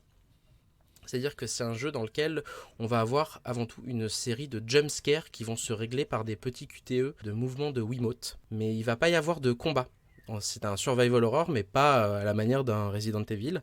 Si on aurait pu imaginer un jeu dans lequel la lampe torche est remplacée par un pistolet à un moment donné ou quoi que ce soit, pas du tout. Pas du tout. L'objectif, ça va être de se déplacer, parce que si jamais on arrête de se déplacer ou qu'on se déplace trop lentement, Toshio ou Kayako peut venir nous embêter et à ce moment-là nous tuer. Il faut se déplacer pour trouver des piles pour la lampe torche.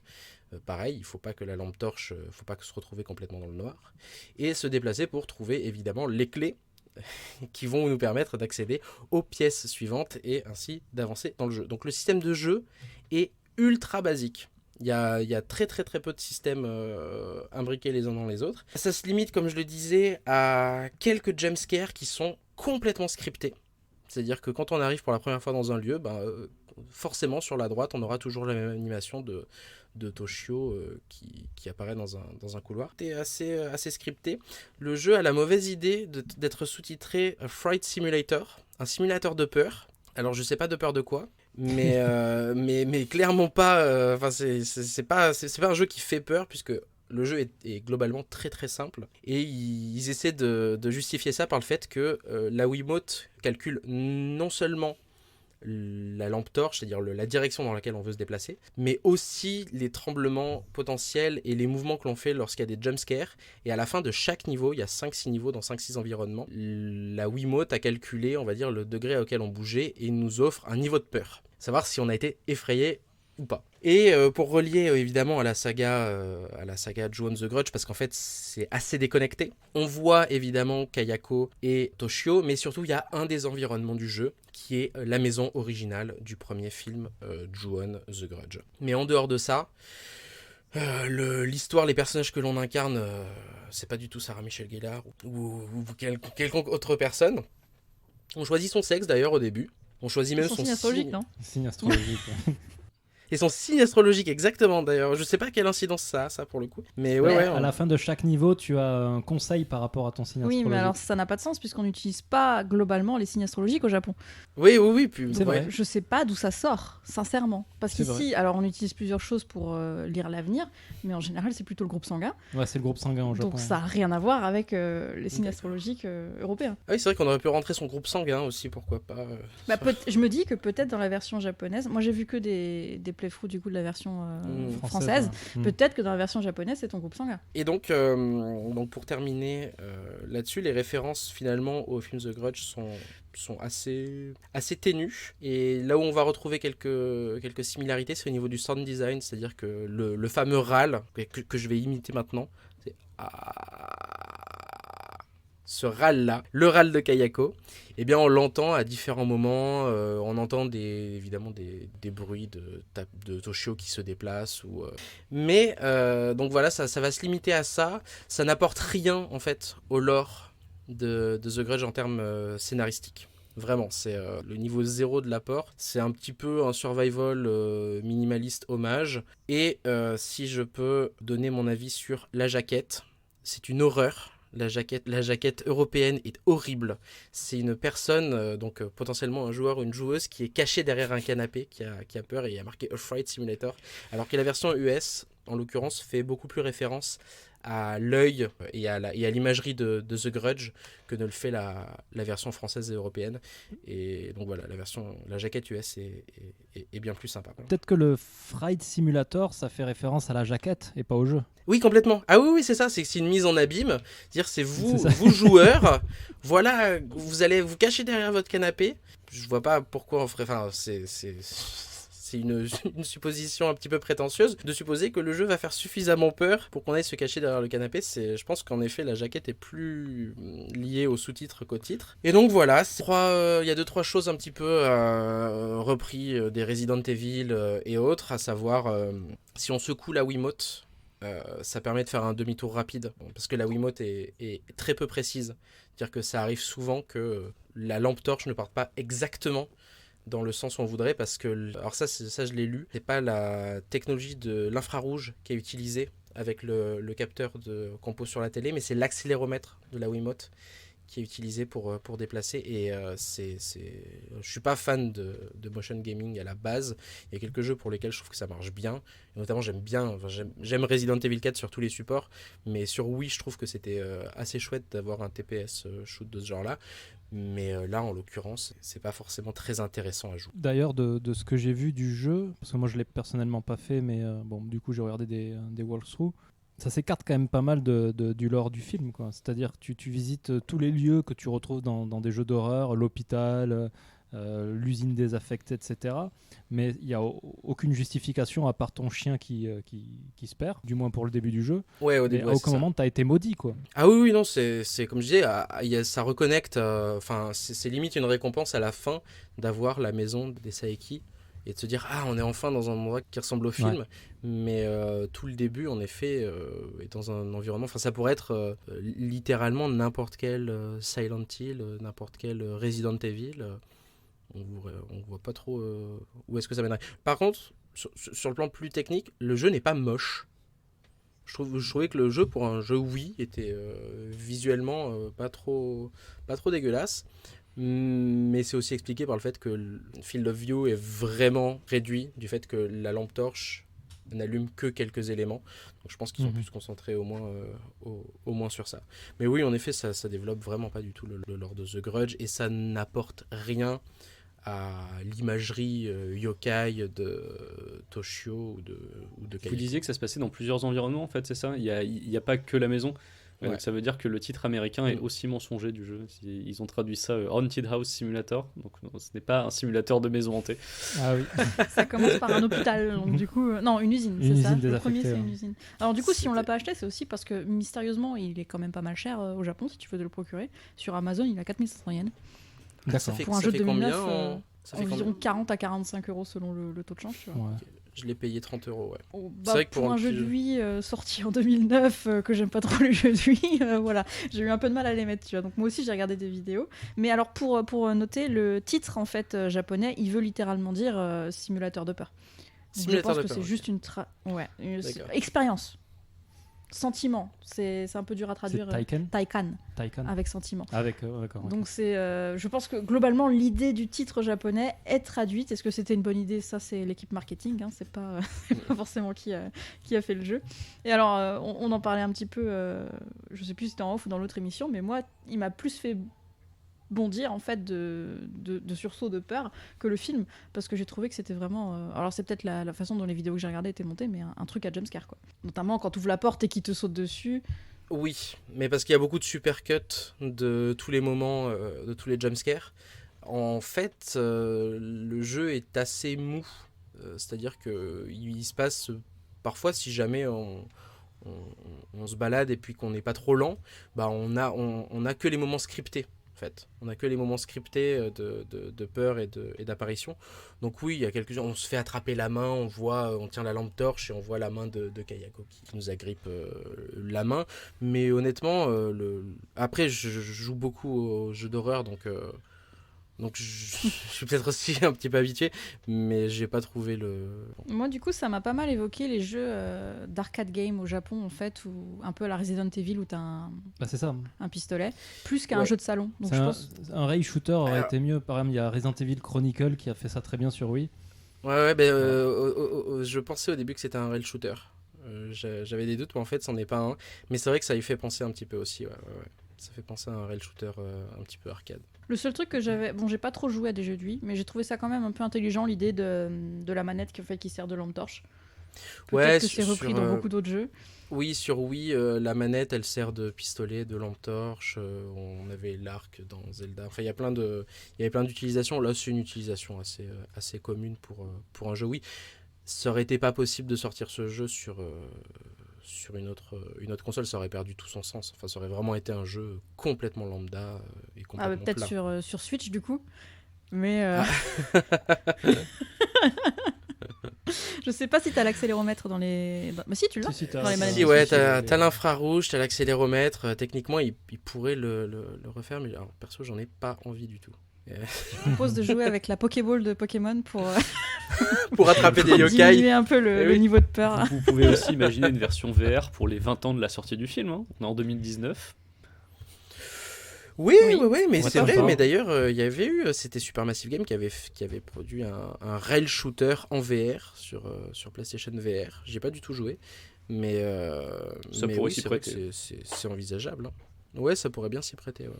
Mais globalement, le lore de Ju-On, les effets de mise en scène et tout ce tout ce qui l'accompagne, ça pourrait être de bons éléments de jeux vidéo. Hein. Ça pourrait être de très bons éléments de jeux vidéo. Là, ils ont fait le strict minimum pour les 10 ans de la franchise, mais ça pourrait être de bons jeux vidéo. L'accueil critique, l'accueil presse a été désastreux pour le jeu, mais vraiment désastreux. Il est listé parmi les pires jeux de tous les temps. Une question que moi j'avais sur le jeu, je l'ai pas démarré, donc j'ai juste vu des vidéos. Est-ce que il est introduit de façon intelligente, c'est-à-dire que normalement, pour être poursuivi pour Kayako, tu dois avoir été en contact avec la maison ou avec le fantôme. Est-ce que là, tu as ton héros ou ton héroïne qui démarre directement dans l'usine désaffectée sans contexte, ou est-ce que tu as quand même une espèce d'introduction un peu à pourquoi Kayako te poursuit toi? Non, ça c'est. Il y a le chien qui se, qui se barre dans l'usine au début. Parce que je crois qu'il y a une histoire de famille qui vient d'aménager dans le quartier. Et du coup, ça justifie le fait qu'on explore les différents lieux. Mais non, c'est pas. C'est le strict minimum. C'est vraiment le strict minimum. Et on se fait poursuivre parce qu'on est parti à la recherche de son chien. Après, le chien, il a été attiré par une présence et on voit des pieds. Et c'est genre. Ça doit être Toshio, quelque chose comme ça. Mais. Je sais pas, il est parti à la recherche du chat, peut-être, le chien, du coup. Il a vu Toshio, il a vu un chat, il s'est dit, allez, je vais le poursuivre. C'est y part. Ouais. Du coup, tu avais d'autres références Oui. de jeux vidéo? Enfin, bah, justement, pour partir de ce que tu disais, il y a des bonnes idées et ça pourrait être réemployé. Moi, la première idée qui me vient d'une maison avec une malédiction, Pity. Ah, Pity, bah, j'ai pas mis la main dessus, puisqu'il a été enlevé des serveurs avant que je puisse. Mais oui, bah, pour le coup, j'adorerais qu'il y ait une ressortie de Pity. Donc, le playable teaser, C'est une maison avec une malédiction. Plus tu t'enfonces En fait, la maison, elle est pas longue. Hein. C'est 3 couloirs. Tu fais le tour de la maison, et tu le fais en boucle. Et à chaque fois, il y a des trucs qui changent et ça devient de plus en plus glauque. Et tu as une entité qui se promène et que tu peux croiser et qui ressemble curieusement à un Onryo. Donc, Pity aurait été une bonne adaptation, je pense, du film. Ah, Ensuite- c'est sans doute une meilleure adaptation que Ju-On The Game. Ouais. Ouais, c'est pas difficile. Après, en termes de Kayako elle-même, je pense que sa meilleure représentation pourrait être la femme araignée qui est Laura dans The Evil Within ou Psycho Break, je sais plus où il Oui, s'appelle. c'est Evil Within en Europe, le jeu vidéo du créateur de Resident Evil 4. C'est ça. Si je dis pas de C'est bêtises, ça. ouais. Et là, tu as vraiment la femme blanche avec les cheveux désarticulés. Elle marche Oui. au plafond avec la tête retournée. Enfin, c'est vraiment le Onryo Kayako, quoi. Tu Ouais, dis c'est femme vrai. araignée, mais c'est vraiment une femme araignée parce que ça, c'est un yokai à part entière, la femme araignée. Je l'appelle comme ça parce qu'elle marche un peu comme une Comme une araignée. araignée, mais c'est Kayako. Mais, Enfin, elle évoque Kayako quand tu la vois. pour moi, elle m'a de suite évoqué Sadako et Kayako, quoi, quand je l'ai vue. D'accord. Ah ouais, j'y ai pas pensé. Ça fait très longtemps que j'ai pas mis la main sur Evil Within. Mais ouais, en effet, c'est vrai que oui, il y avait pas mal d'inspiration. Je pense que c'est pas le seul d'ailleurs. Parce que c'est un enquêteur, pour resituer, c'est un enquêteur qui part à la recherche de sa fille. Donc oui, j'imagine qu'il doit y avoir pas mal de ces références là dans Evil Within, parce qu'il est vraiment marqué en plus. Enfin, toute l'imagerie d'Evil Within, elle est vraiment marquée dans ce sens-là. Elle est vraiment marquée dans ce sens-là. Ça fait vraiment référence au premier Resident Evil. Du coup, si Charles et Mathieu se sont infligés le jeu vidéo, avec Mathias, on s'est infligé un autre genre de sévice qui me fait poser des questions sur notre masochisme, sincèrement, parce que je crois que autant toi que moi, Mathias, on est ressorti un petit peu changé Quel de cette regret, quelle expérience. dépense d'argent pour rien. Quelle dépense de temps. De temps et d'argent, les deux. Pourquoi j'ai dépensé 10 € pour me les procurer en occasion? Pourquoi j'ai fait ça? Je ne sais pas. D'autant que moi, c'est peut-être pire en termes de regrets, quoi. Ils m'ont coûté 50 centimes pièce, mais 10 € de frais de port, quoi. Donc, je regrette vraiment. Ah non, c'est terrible, c'est terrible. Je regrette vraiment énormément également. Alors, on s'est intéressé à quoi? On s'est intéressé au manga Ju-On. Donc, je les ai là à côté. Je sais pas ce que je vais en faire. Les brûler après, peut-être, pour exhorter tout ça, parce que je me sens sale. Hein. Ouais. Alors, pourquoi une expérience aussi tragique? Je pense qu'il est important de rappeler le statut du manga d'horreur, qui est... On l'avait évoqué, je sais plus dans quel épisode, d'ailleurs, le manga d'horreur. Mais c'est quelque chose qui est quand même relativement important au Japon, qui ne s'est pas vraiment exporté en France. Mais ici, c'est un genre à part entière. L'horreur, le J-horror, donc pour les films et les mangas d'horreur, c'est quelque chose qui est très apprécié, qui est considéré comme un vrai genre. Hein, c'est pas un sous-genre, avec ses canons, ses références, etc.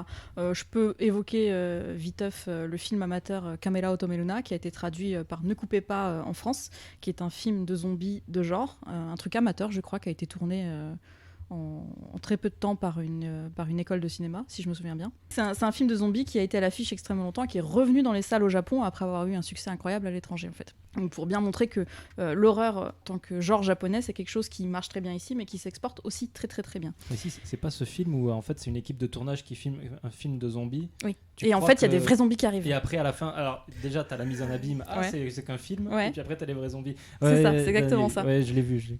Tu l'as vu? Ouais, dans l'avion. En fait, je l'ai pas vu moi, mais Ouais. je l'ai vu sur l'écran du gars qui était à côté. Et alors, qu'est-ce que t'en as pensé? Parce que visiblement, c'est un monument. Il Bah, est considéré comme un des meilleurs films récemment de J-horror japonais. C'était intéressant. Ouais. Après, en termes de production, ça C'est fait un peu amateur. cheap, quoi. C'est complètement amateur. Mm. C'est pour ça que c'est marrant qu'il marche aussi bien. Donc pour en revenir à Ju-On, c'est un manga en fait en 2 tomes qui a été édité en 2003, donc 5 ans après la sortie du film Ju-On, donc version japonaise, et 1 an avant la version The Grudge, donc la version américaine à laquelle on s'est intéressé dans Inspiré de faits réels. Si le scénario il est vraiment de Takashi Shimizu, donc le réalisateur scénariste des versions japonaises, si je me trompe pas. C'est ça, et créateur Ouais, c'est du ça, coup de la saga. J'apporte juste une précision, sorti en 2003 au Japon, en Oui. 2006 en France, Oui, pardon. c'est-à-dire après le succès du premier film. C'est important de le préciser pour la démarche putassière du truc. Alors, au Japon, il est chez Kadokawa. tant qu'on y est. Et je le trouve que d'occasion. Il est plus édité en fait par la maison d'édition. Je me demande pourquoi. Il est plus du tout édité par la maison d'édition. Et en France, vous le retrouvez chez Pika et c'est pareil, il est plus Non, commercialisé. plus commercialisé. Donc, il me semble bien que c'est des Collection Senpai, et il est plus commercialisé du tout. Son prix à l'époque était de 8 € pièce, qui est quand même un peu cher pour ce que c'est. Voilà, scandaleux.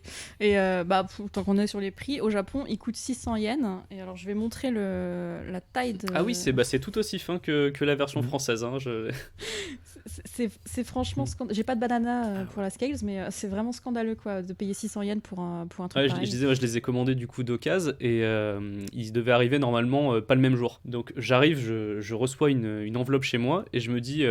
ah bah tiens, du coup j'en ai reçu qu'un seul des deux, il devait arriver, donc lequel c'est, et là j'ouvre l'enveloppe et je vois qu'il y a les deux dedans en fait. Donc je pensais qu'il y avait un seul manga dans l'enveloppe, je l'ouvre, c'était les deux. C'est pour te dire à quel point c'est fin. Pour vous donner une idée, ouais, je pense que franchement, un des tomes c'est l'équivalent d'un demi-tome habituel de manga. En sachant que c'est petit comme un manga, hein. C'est pas au grand format parce que des fois il y en a au grand format. Donc c'est vraiment 600 yens du coup au Japon et 8 € en France pour la moitié de ce que vous avez d'habitude pour ce prix-là. Donc le prix des mangas a beaucoup augmenté en France, je crois. Hein. Ouais, ces dernières années, pas mal. Il y a eu une réaugmentation en 2017, je crois que Pika a tout réaugmenté. Mais ça a monté, ouais. Mais déjà à l'époque, 8 € pour ça, en 2006, c'est abusé. Donc le scénario de Takashi Shimizu, donc c'est le patron, le créateur de la saga qui est aux commandes. Mais en fait, le dessin, il est d'une jeune femme qui s'appelle Lindo Miki, qui n'est pas du tout connue en France et pas vraiment au Japon non plus. Et en fait, si vous faites un très rapide tour sur sa bibliographie, elle est illustratrice, elle a un gros faible pour les histoires surnaturelles, mais surtout pour les romances. Et je ne sais pas si tu l'as remarqué toi quand tu l'as lu, Mathias, mais moi ça m'a frappé quand j'ai ouvert le truc. Ça, c'est du dessin de shoujo manga. Exactement. C'est un peu le gros problème du 1. C'est un peu moins présent sur le tome 2 qui est dessiné par quelqu'un d'autre, qui est dessiné par Meimu. Mais oui, sur le premier, c'est compliqué. Et d'ailleurs, il y a des vrais problèmes avec les dessins où, en fait, tu as ces distorsions typiques de ce type de manga de visage où tu as du mal à reconnaître les personnages des fois. Et là, en l'occurrence, Toshio, il y a des fois, alors que bon, c'est pas compliqué de dessiner un enfant en slip. Et ben en fait, des fois, t'as l'impression que c'est un adolescent, ou une petite fille. En fait, le dessin change tellement sur le personnage de Toshio que des fois, tu le reconnais pas. Et il faut que tu regardes la case d'après pour dire ah d'accord, c'était lui. Donc c'est mais j'ai trouvé que c'était frappant quand tu ouvrais le. Enfin moi, j'ai pas eu l'impression d'être face à un manga d'horreur en fait. Comme c'est quelque chose qui a ses codes, dès que tu l'ouvres et que tu vois que c'est un dessin, j'ai pas envie de dire féminin, mais c'est vraiment un style particulier le shoujo manga. Vous avez les grands yeux, les visages assez longs. Enfin c'est un trait particulier. Et quand tu vois une histoire d'horreur qui est racontée avec ça. Bah, je sais pas, ça m'a sorti tout de suite de l'histoire en fait. Ouais, non, ça fait pas peur à un seul moment, que ce soit le tome 1 ou le tome 2, hein, c'est difficile quand même. Ce que je peux lui reprocher principalement, c'est commercialisé comme étant sur une idée originelle de Takashi Shimizu, donc tu te dis, ah, il va créer une autre histoire. Et en fait, pas du tout. Le premier tome, c'est, mais vraiment scène pour scène, le premier téléfilm, donc même pas le film au cinéma, hein, le premier téléfilm. Il y a juste une petite scène marquante en plus qui est un peu gore vers la fin du manga, mais sinon le tome 2 c'est Ju-On 2, le film au cinéma, mais c'est vraiment pareil, case pour case, c'est les scènes du film avec des trucs en moins et une très légère variation à la fin sur la manière dont un personnage meurt, mais vraiment c'est très léger. Et à part ça, c'est vraiment le scénar de Ju-On 2. Donc il y a vraiment c'est le storyboard en fait de Ju-On 2. Bah ça pourrait. Il y a vraiment zéro création originale, que ce soit pour le premier ou pour le deuxième quoi. Donc c'est Du coup, moi qui n'avais pas vu les films notamment avant de lire les mangas, j'ai trouvé, et ça rejoint ce que tu dis, qu'en fait c'était très cinématique comme façon de dessiner un manga. Ça reprenait les codes donc du coup du dessin du shoujo manga, mais par contre le storyboard, les cases, ça reprenait vraiment quelque chose de cinématique et ça rendait pas bien du tout parce qu'on est dans un truc où on tourne les pages et du coup faire des scènes comme dans un film, bah, ça marche pas, tout simplement. Ouais. C'est ce que j'allais dire, parce que mine de rien, les scènes comme on disait dans l'épisode d'Inspiré de faits réels, Ju-On 2 est bien réalisé. Il y a des plans que je trouve vraiment bien composés. Et ça se retransmet pas dans le manga. C'est-à-dire que ça ne marche pas, ces plans-là. Ce que tu es en train de dire. Avoir un dessin assez cinématographique, ça peut marcher sur certaines œuvres quand c'est vraiment un parti pris fort qui est marqué. Je pense à Black Sad par exemple, où vraiment toutes les cases de Black Sad peuvent être des plans de cinéma. Là, ça fonctionne parce qu'en fait, on sent que c'est vraiment la démarche artistique depuis le début. Là, on sent que c'est juste qu'ils ont pris les films et qu'ils ont copié-collé des scènes et qu'ils les ont. Ils ont fait des arrêts images sur des séquences du film. ils les ont dessinés et ils ont recalé l'histoire dessus. Ça m'a fait un petit peu penser à tout ce que tu as qui sort, et qui est assez putassier d'ailleurs, par exemple, quand tu as True Blood qui marche comme série et qui sortent le comics True Blood, ou quand Star Wars ça marche au cinéma et qu'ils sortent le comic Star Wars qui est nul. Bah, en fait, ça fait vraiment penser à ça. Et ils l'ont refait d'ailleurs parce qu'il y a eu 2 autres tomes, donc on ne s'est pas procuré parce que c'est impossible et je crois qu'ils n'ont même pas de sortie française, qui sont sortis en 2014 et 2015, et en fait, c'est les versions manga des 2 reboots. D'accord. Donc il y a là encore pas de création originale, pas de nouveaux trucs, c'est vraiment on reprend le film et on fait des dessins pour vendre du papier en plus. Voilà. Donc pourquoi moi je suis aussi critique par rapport à ça, et je pense que Mathias a l'air d'être tout aussi critique, c'est que ça donne vraiment l'impression d'être en présence, devant un pompe Afrique pur et dur, quoi. Ah, mais Qu'ils se sont pas du tout foulés à vouloir faire plaisir à qui que ce soit, ou même à vouloir développer un petit peu plus le lore de Kayako, qui je pense peut être développé encore pendant des épisodes, quoi. On a vraiment juste repris... je sais pas, on a fait des arrêts sur image, on a dit à la dessinatrice tiens, tu vas nous dessiner ça, ça et ça, et tu nous fais un manga avec, quoi. Presque le jeu vidéo finalement apporte plus d'originalité finalement que le manga. bon, moi il y a des nouveaux décors dans le jeu vidéo, quoi. Alors que dans le manga, Ouais, c'est vraiment zéro. Quand on te dit que c'est scène pour scène, c'est-à-dire qu'en regardant The Grudge, moi j'ai reconnu des plans de The Grudge où il y a la maison, où il y a le couloir, où il y a la baignoire, machin, c'est des trucs que t'as vus et que du coup tu revois dans le manga. Alors d'un côté ça fait plaisir si t'as aimé le film, tu y retournes un peu, mais d'un autre côté payer justement Oui. 8 € ou 600 yens pour ça, t'as un petit peu l'impression de te faire avoir quand même, quoi. Parce que ça pourrait être aussi, on pourrait considérer ça comme une expérience intéressante, de se dire, on va voir le même récit raconté visuellement avec les cases de manga d'un côté et le cinéma de l'autre. On pourrait se dire que ça pourrait être une expérience intéressante, mais en fait même pas. Non. Genre, c'est plus une mauvaise redite qu'autre chose. Puis t'as des pompes Afrique type Juon sur lesquelles tu peux mettre un petit peu d'effort pour que le rendu fini soit sympa. Ben, j'ai vu que par exemple ils avaient sorti la série Sherlock en manga. Bon bah il n'y a pas d'originalité par rapport à la série, hein, c'est vraiment transposé en manga, mais par contre ils ont mis des dessinateurs qui ont un style qui correspond à ce qu'on attend dans un manga adapté de Sherlock. La manière de raconter l'histoire correspond plus à un format papier, alors que là vraiment c'est vraiment chiant à lire, quoi. Alors que bon, Sherlock, tu lis la version manga, ça passe, quoi. Tu sens que c'est un produit qui a été fait par opportunisme pour apporter de l'argent, mais ça se laisse lire très tranquillement. Ici, c'est vraiment pénible à des moments, alors qu'ils sont très courts. C'est court et des fois c'est pénible. Pour avoir lu quelques mangas d'horreur, beaucoup d'autres mangas, c'est vraiment pas fait correctement, entre guillemets, quoi. C'est D'accord. vraiment... tu sens que ça a été fait parce qu'il fallait le faire, et que ils ont engagé une illustratrice qu'ils avaient, qui était disponible, et voilà, mais... C'est un peu dommage là où effectivement tu disais on avait l'occasion de faire quelque chose au format papier qui aurait pu donner une autre dimension en fait à la saga Kayako, c'est raté. Ouais, alors sur une échelle de bidon à bidon, où est-ce qu'on se place à peu près pour le manga Ju-On ? Je pense qu'on se place à bien bidon. Et ça m'embête de dire ça parce que je suis sûre que Monsieur Shimizu a l'air de bien faire son travail d'habitude. Cette illustratrice, elle a l'air de faire d'autres bons mangas. Ça m'embête de dire ça d'une œuvre d'art papier, mais c'est vraiment complètement bidon. Ah oui, c'est vrai. Ouais, après j'ai l'impression que le point commun qu'il y a entre le manga et le jeu vidéo, en dehors du fait qu'ils apportent pas grand chose au lore, ce sont des travaux de commande. C'est-à-dire que oui. je sais pas exactement qui commande à qui, mais on demande à ce qu'il y ait une adaptation en manga, on demande à ce qu'il y ait une adaptation en jeu vidéo, et il n'y a pas... c'est-à-dire que le travail d'auteur finalement là-dedans est suffisamment réduit pour que ce soit assez impersonnel et que peut-être les autres jeux qu'a développé Phil Plus ou voilà, les autres mangas qu'auraient écrit les auteurs ou dessiné les Mais tu as tout à fait raison, pour dessinateurs, travailler un peu dans le jeu ouais. vidéo. Tu vois tout de suite que c'est l'argent, c'est le rendement qui est l'objectif, tu vois. Et dès que quelque chose va marcher, effectivement, tu vas avoir des gens qui sont au-dessus, qui sont dans les directeurs, en fait, les gens qui prennent les décisions, qui sont pas forcément au courant de ce qui se passe vraiment dans la vie, mais qui vont te dire ah ben non, mais ça marche, donc il faut absolument qu'on fasse un manga, il faut absolument que ça. Bon, c'est un peu pareil aussi en France ou aux États-Unis ou dans d'autres pays, mais c'est vrai qu'au Japon, pour l'avoir vu de l'intérieur, c'est complètement vrai, quoi. D'accord, ok. Oui, mais ça colle plutôt bien. Après, il y a des fois, je sais que c'est le cas aussi de studios français, et notamment de studios français qui ont fait des jeux de commande pour la Wii, parce que la Wii, c'est un peu triste à dire, mais ça a été une poubelle à jeux comme ça pendant des années. Ce sont des jeux de commande, ou des jeux à licence et des jeux de commande, qui ont aussi permis à des studios de subsister pendant un temps. Et ça aussi, il faut se dire que certes, c'est des studios qui ont fait du support après pour d'autres studios, pour d'autres jeux, mais qui n'auraient peut-être pas subsisté de cette manière-là s'ils n'avaient pas fait quelques jeux de commande aussi à un moment donné. Et peut-être que Ju-On rentre dans ce contexte-là. Je ne me suis pas renseigné non plus pour savoir si le jeu avait été très rentable ou si ça avait permis à un studio de survivre. Mais vu qu'ils ont disparu 2 ans plus tard, je pense pas. Non, mais après, c'est vraiment dommage pour la saga Kayako à mes yeux, tu vois.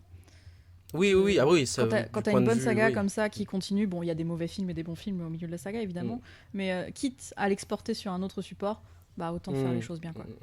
Ouais, bien sûr.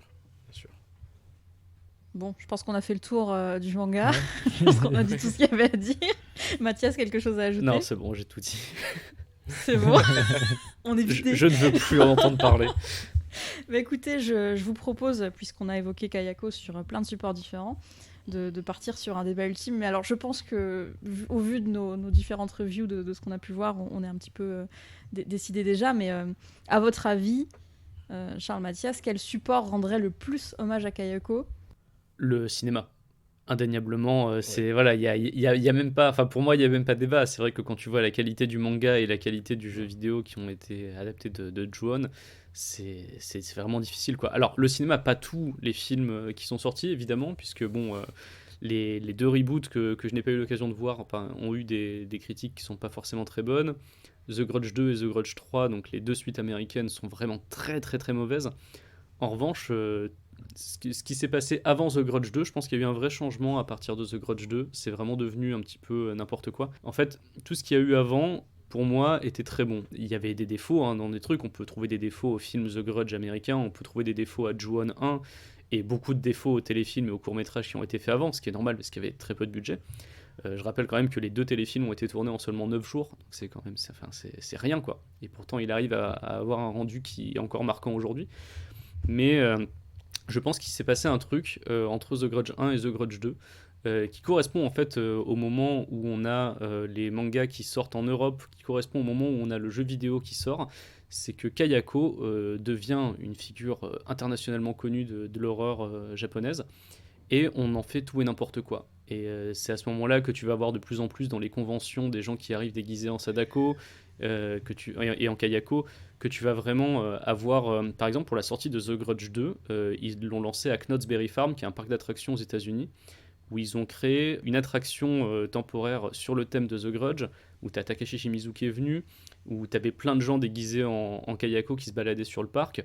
En fait, c'est vraiment devenu un élément de pop culture dont on a fait n'importe quoi par la suite. C'est-à-dire qu'on savait que cette image-là faisait vendre, donc on a fait tout et n'importe quoi dessus.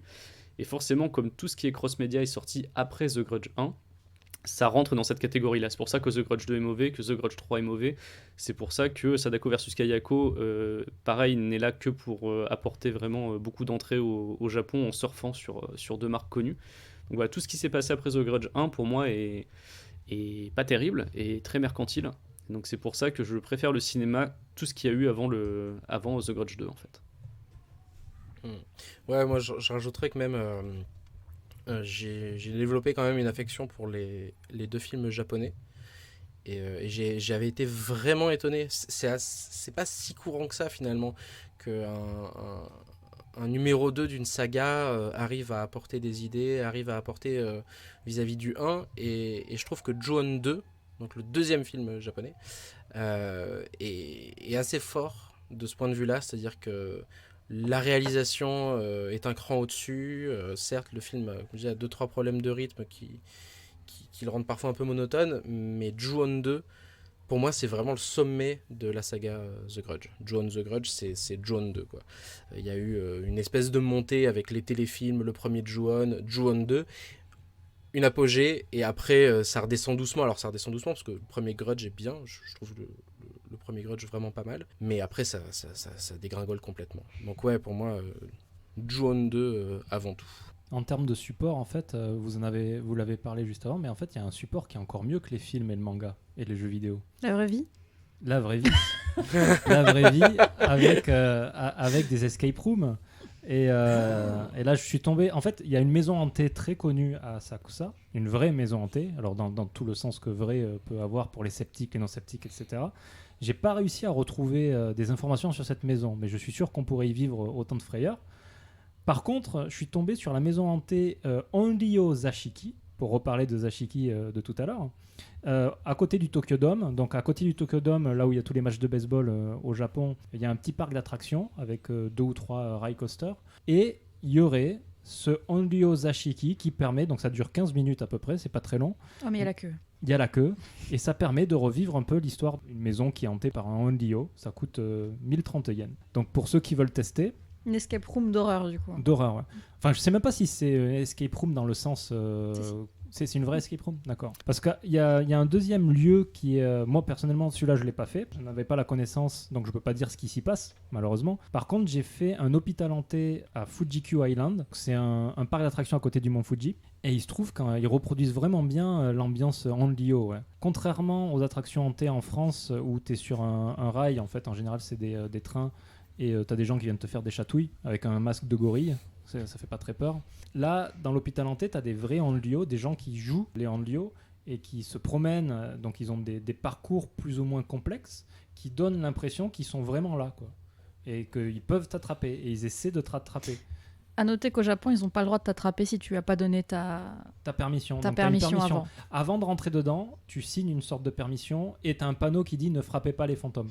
Donc, c'est juste.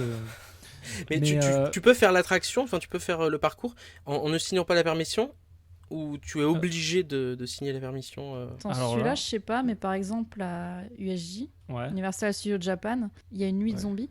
Et si tu signes, en fait, tu mets un bracelet ou quelque chose qui signifie que tu veux bien te faire toucher Tu par veux les bien te gens. faire toucher, Donc d'accord. peut-être qu'il y a le même Oui. genre de délire dans ce Et du machin. coup, tu as une lampe torche. Et c'est vraiment comme dans le jeu vidéo, tu te promènes.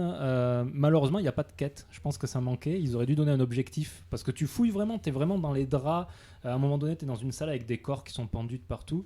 Tu dois passer au travers et des fois, tu as une main qui t'agrippe parce que c'est un gars qui se cachait là. Avec une notion de quête, d'objet à retrouver, quelque chose, ça aurait pu être vachement fun en fait.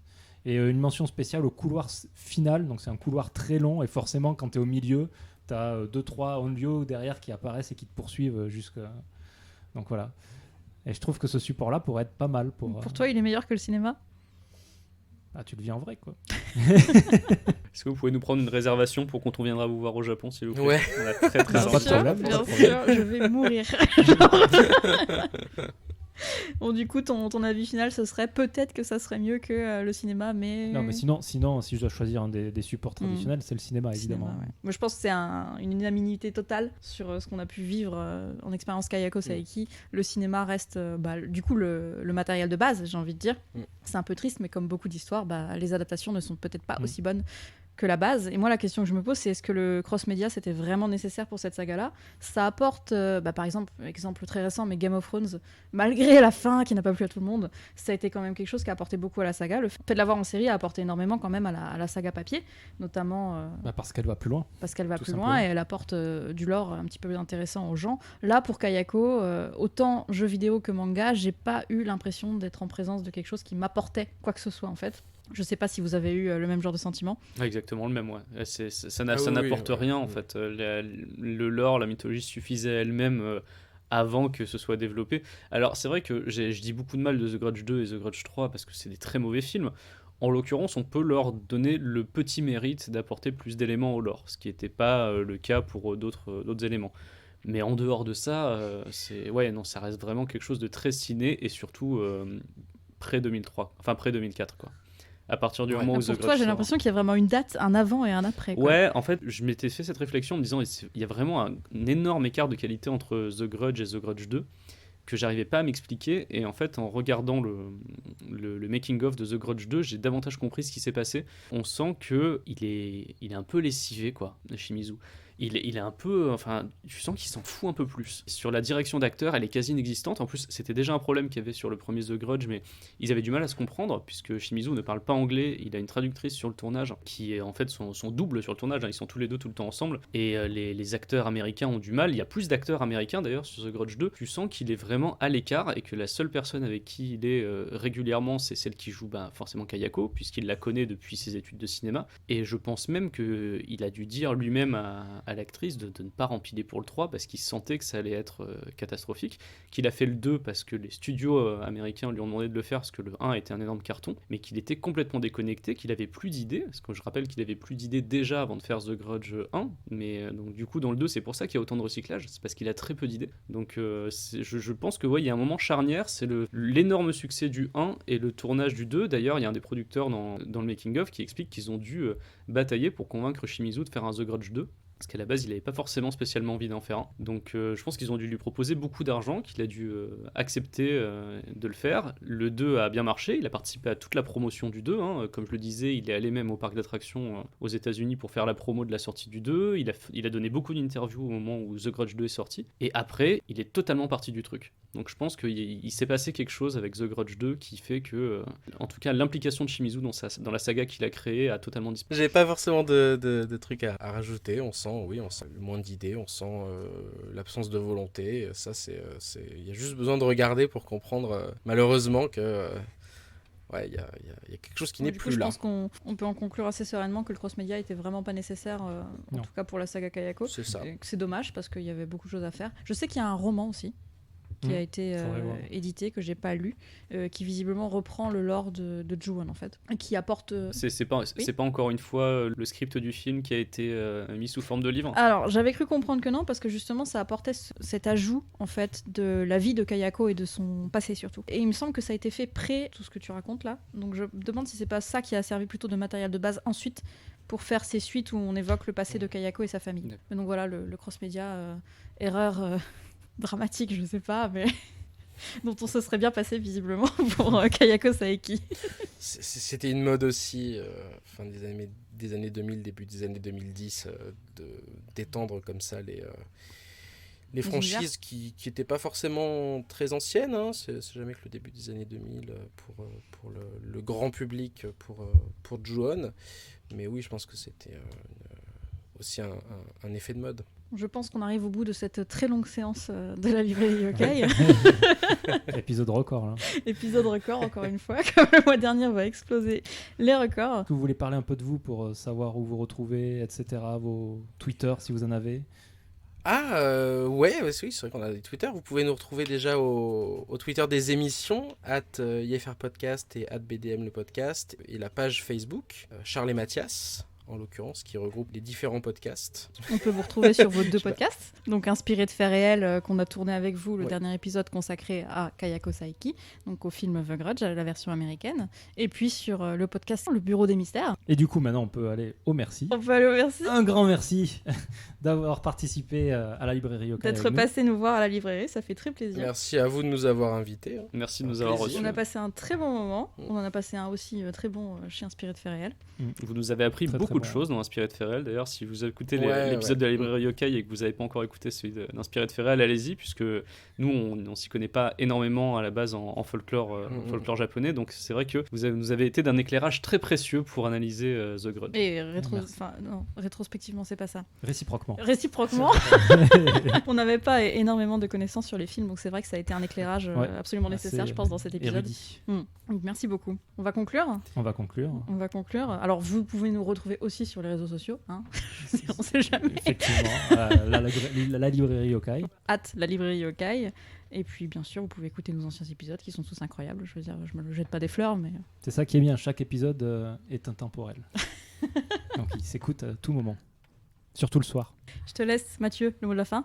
Le mot de la fin, c'est toujours le même. C'est faites attention quand vous rentrez le soir. Et puis, à la prochaine fois.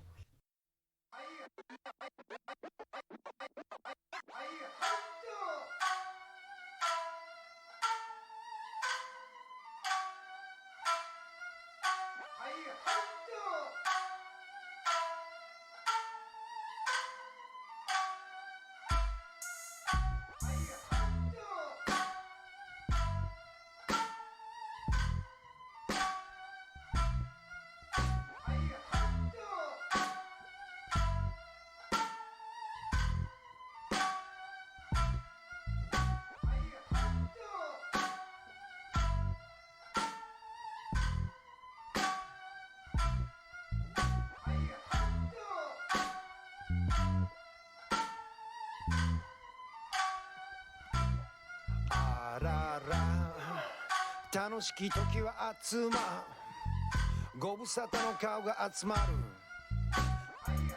満たされた魂で挑む世知辛さ支えは人となり勝負はこれからさ北さ南さ東さ西さ地獄の蓋が開いた会いたい会いたいと泣いた魂の宿は胸の中我が宝ほら笑ったまた会いましょう向かう約束の場所また会いましょう向かう約束の場所また会いましょう向かう約束の場所また会いましょう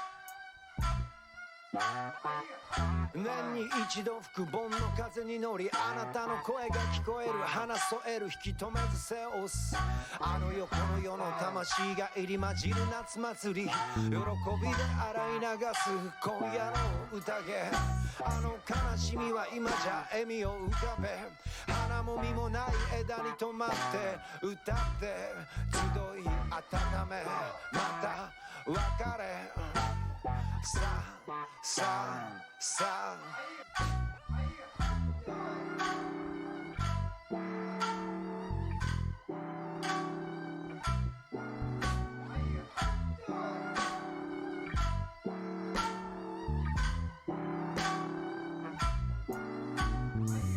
飲めや大黒踊れや恵比寿亀の座敷に鶴の声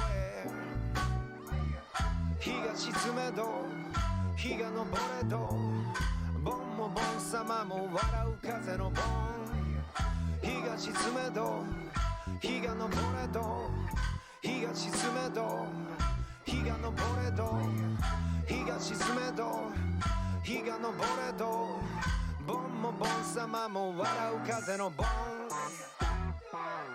あなたを超えていこうと心配しないで俺たちは大丈夫忘れた頃にまた吹く風去年よりずっと強くなった飲めや大黒踊れや恵比寿亀の座敷に鶴の声日が沈めど日が昇れど盆も盆様も笑う風の盆